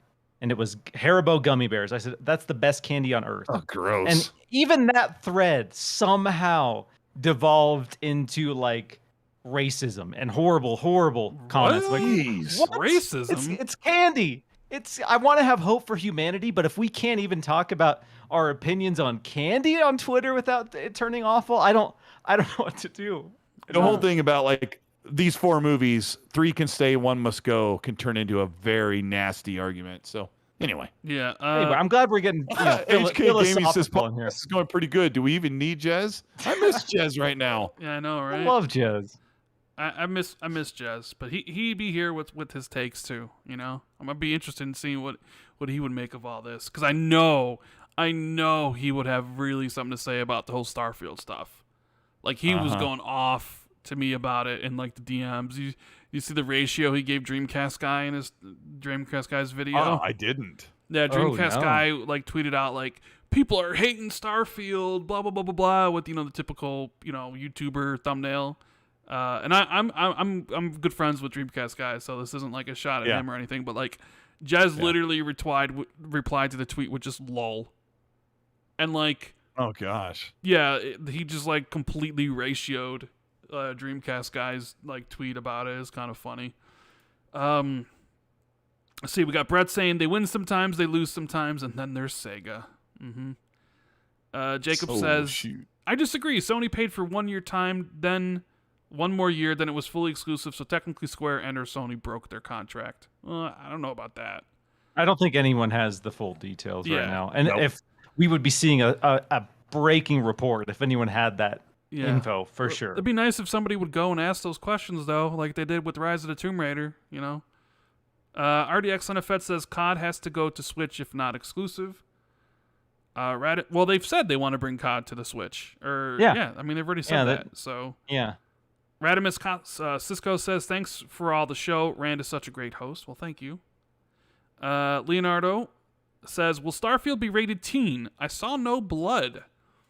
Yeah, that's interesting. It'll be rated M. You think it'll be rated M? Yeah, for Jez mature? Gordon also said there was no gore, but we also didn't see anything up close. If you've played Fallout 4 for much as I have, there's plenty. There's dismemberment and all that stuff in there. We also didn't see any melee weapons, so there'll be blood. Yeah, because I was gonna say even Skyrim is rated M, and I feel like in the grand scheme of things, pretty tame. Like there's skulls and there's blood. Skyrim also has almost zero language in it, Miles. Yeah, I don't know if you knew that. I don't really think there are any swear words in the game at all. But Fallout 4 has lots of strong language and dismemberment, and like Fallout some makes other more dark sense themes. with the M rating because of the undertones, the mutants, the monsters, the blood and gore and severed body parts. But all the raiders and stuff. But yeah. Def Side says Xbox Avengers when X2 plus XNC plus GOD plus RDX plus ILP. Oh, we need to. that many people on one podcast? That's a lot of people. Oh my god, That's a lot of people. remember when somebody said to us, Miles, why don't you guys all stream this showcase together? Yeah, and you were like, that would be chaos. just let's have 50 Yeah. Xbox YouTubers on one show together and see what happens. And just see what happens. Chaos would happen. Dave Ramos says, do you think we'll ever see a AAA episodic title? As a person in games, maybe 10 hours a week, smaller digestible chunks is alluring. A AAA episodic title. I mean, it was rumored that Perfect Dark was episodic, but I think that's been washed away. I Yeah, think, because we've seen people try, like Hitman tried. yeah, and then they basically had to stop that for the second game. I think the industry, they were kind of like, yeah, episodic's going to be the new thing. But even like the ones who did episodic moved away from it. The people that did like Life is Strange and even Telltale, like they just started to drop everything like once again, once like the full package is Life is Strange is like, yeah, I don't think episodic works anymore. I don't know. I think there was just everybody just pushed against it, and it was just like, yeah, consumers don't want this, or because gaming's so different than everything else. You could get an episode in March, and then the next episode isn't until like A year later. yeah. Whereas like it wouldn't work. TV and stuff like that's a little bit different because it's just faster to make stuff. So, I mean, maybe you could do like Tell Me Why, where Xbox did Tell Me Why, and they released an episode every week because it was all finished, and they just did it weekly. I don't know. Interesting. I don't know if like that was good for them or whatever, but yeah, Hitman, they tried to do it, and everybody hated it, and they're like, all right, we're not doing that anymore. And then the series went on to, I mean, it was already popular, but the Hitman 3 like broke all these sales records and stuff. So Yeah, because the original one, it bummed me out because the first episode was so good. yep. But And then you we get one waited like what, 6 so months? It was long. like 6 6 months months? for the second Yeah. one or something. And by that point, you're just like, ugh. I'd moved on. Like I didn't even come back because it had been so long. Yeah. Neon Noir says GoldenEye remake was already leaked years ago. It was finished in 2008 and blocked by Nintendo. It's pretty good. Would have been a hit on 360. Yeah, I believe that's the case. I don't know what version of this we're going to get when they do release it. I mean, the 25th anniversary is in August. That's got to be when it's coming out. And it's probably going to be Nintendo who releases it or announces There's the it. current rumor, yeah, that the Nintendo Direct at the end of June potentially is when they're going to announce that it's coming to Switch Online, and then after that, it'll be announced the remastered version. I don't know.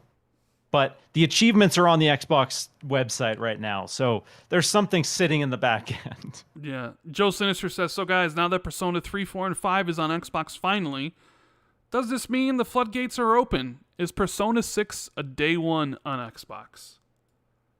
Probably. Unless that's the world I PlayStation want pays to live for it. in. Yeah. Like once again, like if a series has been exclusive for X amount of time, whatever. But like we saw with Yakuza, we got a bunch of Yakuza games building up, and then Like a Dragon, boom, Yep. new release, day and date on Xbox. And I'm even hoping... Judgment came, and Lost Judgment Yeah. came day one. Yeah. Let's go. Persona 6. Yeah, and day I was one on told Xbox. when Phil goes to Japan, he really is at Japan. He doesn't just go to kind of check out what's going on in the business. Like when he flies all the way over there, they have several things that he is trying to accomplish, and we've seen major headway in Japan. And it's super weird to see the Series X, even as well as the Series S, doing really well when they did almost nothing before. And we're starting to see the payoff of Japanese games on Xbox. It's only just begun because last generation, it wasn't just Japan that didn't want the Xbox One. It was much of the gaming world didn't want that console. So there'll be major changes. It just takes time, but they're making headway with games like Yakuza and Persona, and all this is all happening. I mean, for all another those fans. I mean, you would think with the Persona games coming before Persona 6 that Persona 6 would hit Xbox, but you never know. You never know. never know. Nothing's official till it's official. But one interesting development I is think if PlayStation paid for it, it wouldn't be there. But it looks like Persona is now going to releasing on Xbox. That was already, like, they got those old games over there, so that's just a start. I just think it's just I up can't to PlayStation. wait. Miles, you know what I can't wait for? I can't wait for Colt to play Persona 5 Royale. yeah, dude. You gonna stream it, Cole? I may have to. I've had people been telling me for 5 or 6 years on my channel how much I have to play it. It's one That's of those like games that 100 people and- consider to be like one of the best ever. Yeah, that's like a 120, 140 hour game, isn't it? That's about as many as I I put in haven't- Crackdown. I haven't finished it because my friend told me just doing the main campaign, not doing all the side quests, was like 90 hours, and I was like, oh no, Yeah. that's a lot of game. People are asking if Jez is okay. Yes, Jez is okay. He just wasn't on this show because it's really hot in the UK and he doesn't have air conditioning. So his computer would shut off every 5 minutes because it's too hot. So he'll be back next week. So he'll be Okay, back. just a little sweaty. Yes. Stephen Boxey says, am I the only one hyped for Flintlock? I need Fable. Yes, I am Flintlock excited. look really cool. I know, Miles, Yeah. you that kind of had a Dark Soulsian vibe, kind of. Had a lot of really cool creatures. Like a couple standouts for me this year in terms of like creature design. Flintlock looked amazing, and Nightingale. Nobody's really talking about that, but the world that we saw of Nightingale. Ooh, yeah, give me weird creatures. That's Yeah. what it's all about. They're giving you the weird and creepy this past couple years, and I'm tired of you being so satisfied. I'm eating Miles. good, dude. Like a lot of this year's just kind of catered to me, and I'm just kicking back, and I'm living my best life, y'all. That's all. People are asking if Jez is doing better because when he was sick on Monday. I mean, he hasn't said anything to me about being sick anymore, so I think he's over it. I think he's over it. Renell, wow, what is that? What is COP, Colt? You ever seen that before? Where is it? Oh, I could look it up for you. My I've never seen that one before. My bro. He says, don't mention episodes, please. I'm still waiting for Half-Life 2 Episode 3 from our Lord and Savior, Gabe Newell. Aren't we all Why waiting hasn't for it? Valve ever done a 3? Like I know it's the meme, and it's been a long meme at this point, but It's why? $3 Colombian pesos. Ooh, Colombian Oh, pesos. Colombian. Wait, who is that? Okay. Renell. Renell. COP. I've never seen that before. I've wanna never seen COP. Yeah. Shout out to the Colombian Yeah. representation. That's awesome. Yeah, you've had people from all over in here. Somebody from Amsterdam watching. When I was doing the showcase live, I was like, "Where's everybody from?" And someone's like, I'm from Iran or I'm from over here, and I'm like, oh man, that's crazy. And then someone's like, I'm from North Korea, and I'm like, doubtful. I'm like, that's like that. That's like the view all YouTubers strive for because it's the one that's impossible to get. And I'm like, so you're one of the few people in North Korea with internet access, and you've just chosen to watch my reaction to the Xbox Showcase. You know, like I wish. Let's see. Whittia says, what will it take for companies to come back to E3 when they can do state of plays and directs online and cheaper?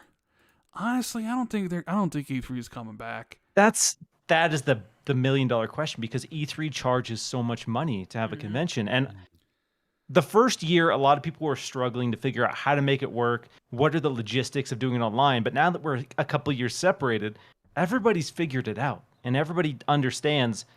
I don't want to say it's easy, because it is a huge coordinated effort to make all this happen, but people can do it, and it is way cheaper, and really I think it's a lot more efficient for them too.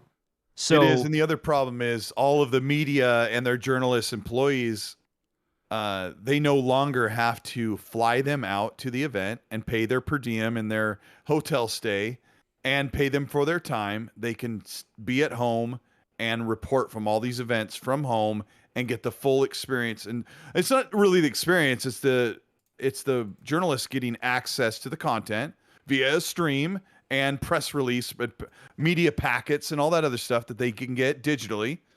But I do think ESA is going to bring it back. It's just at this point, on Rand's side, will enough people show up where ESA takes an L next June? Like, we tried to bring it back, only half the people came, and we lost our butts on it. That could be what could happen.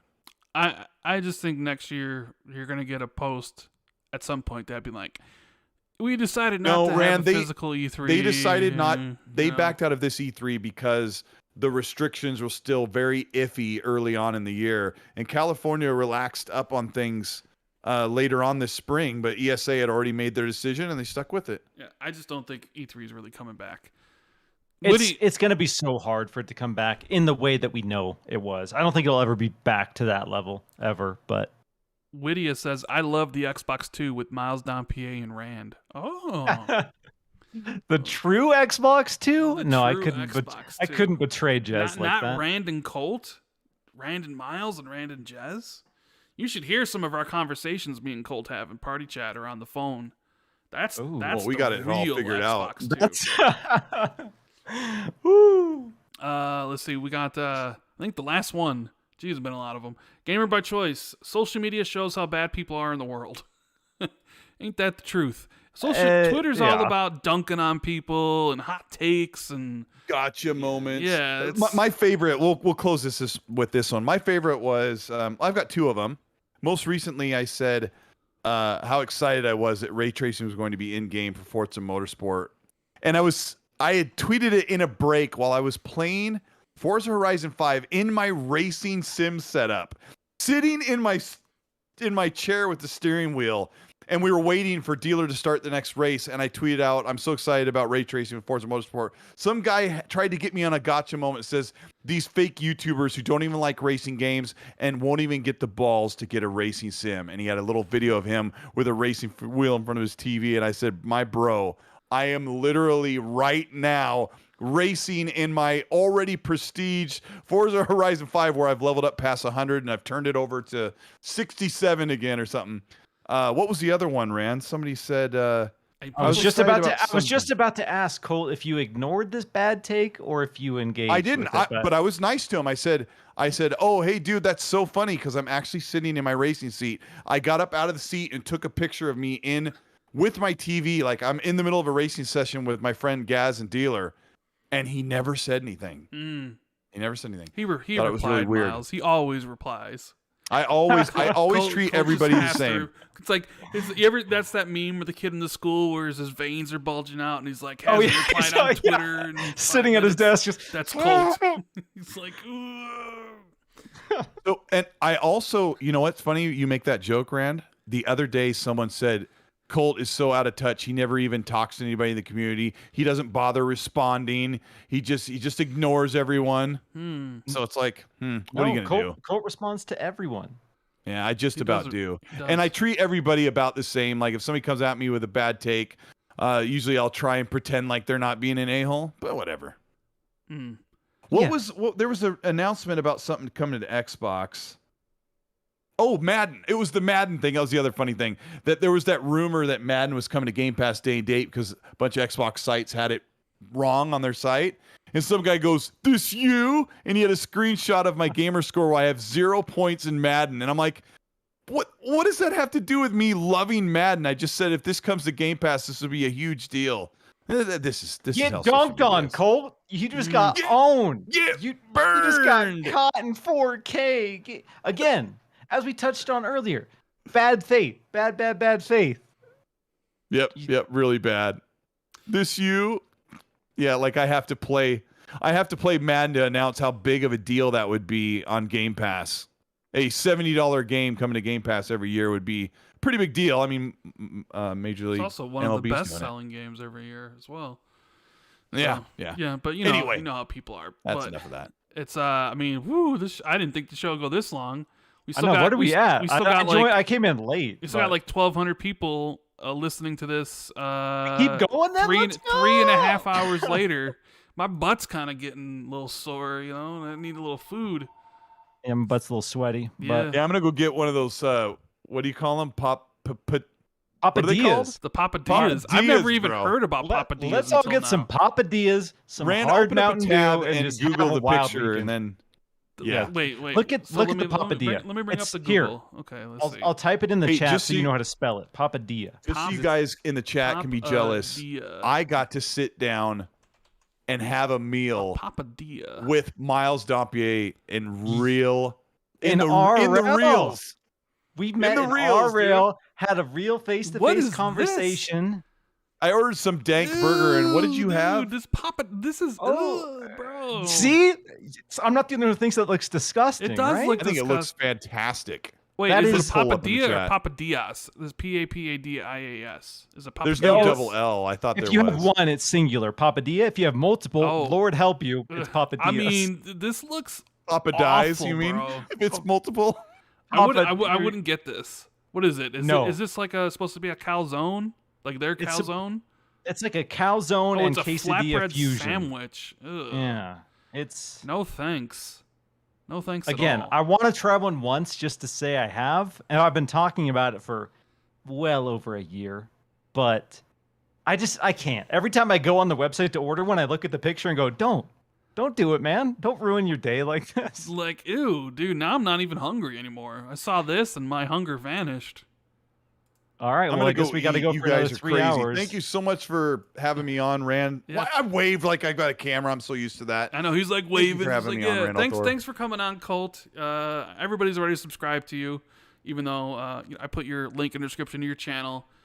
What do you got going on soon? I'm putting together a video about some of this tech and what's going on with these new games, and I have decided not to report on the whole showcase because I did it on the show, and it's been a week, and I just came home and I freaking was tired for 3 days straight. I'm too old for this stuff, but I'll do it again next year. But yeah, thanks for supporting me, everybody, and people. Cerebral Paul messaged me. He's like, check your DMs to make sure that I would check up on him. But yeah, you guys are all amazing. Thank you so much. People are saying we need to make this a new podcast. The Xbox 3. Miles, Colt, and Rand. It needs to be a new show. See, we're the only podcast out here not afraid to talk about Papadillas for 20 to 30 minutes at a time. The Xbox 3. Rand, Colt, and Miles. But thanks for coming on, Miles. Appreciate it. I know you're not doing your show tomorrow that you normally do, but I put your link to Twitter because I didn't know if you want the Chatterday link. So everybody can follow Miles on Twitter for his awful Nintendo takes and his Pokemon stuff. Oh, come on. Come on. Rand, despite your constant bullying, it was fun to be on. Always love hanging out with you. Got to talk to Colt. Got to talk to Rand. Got to talk to King. Got to talk to Paris briefly. Thankfully, it was brief. But, gosh. But yeah, if you want to follow me on Twitter, if you don't, Yeah, that's like I said, I'm on Twitter way too much. Most of my work you can find on Windows Central Gaming, coming off a crazy 2 weeks over there of coverage. But I'm getting close to 10,000 followers on Twitter, guys. Yeah. I'm getting there. You're getting there. Well, congrats. And Jez wishes he could be here, but his PC is piece of crap, and apparently they don't got AC in the UK. It's 88 degrees here by me. But, so let me get this Central Air straight. is on. It's so good. It's blowing on me right now. Nice and cool, you know? They have beans for breakfast and no air conditioning in the No UK. air apparently not. Apparently they don't have that. It sounds like a hellscape. I'm sorry. It does. Yeah. So if you guys do us a big favor, like the show, you can always hit the like button. Subscribe if you're new. Follow Colt, Miles, King David, and Paris. Links in the description. It was a really fun show. It's not often we get to have the guests on. We do it like every blue moon, but it was fun. And we will be back with probably a regular episode next week. So until then, everybody keep it gaming. Enjoy guys. your gaming. Enjoy. Be nice. There we go, Colt. Be nice.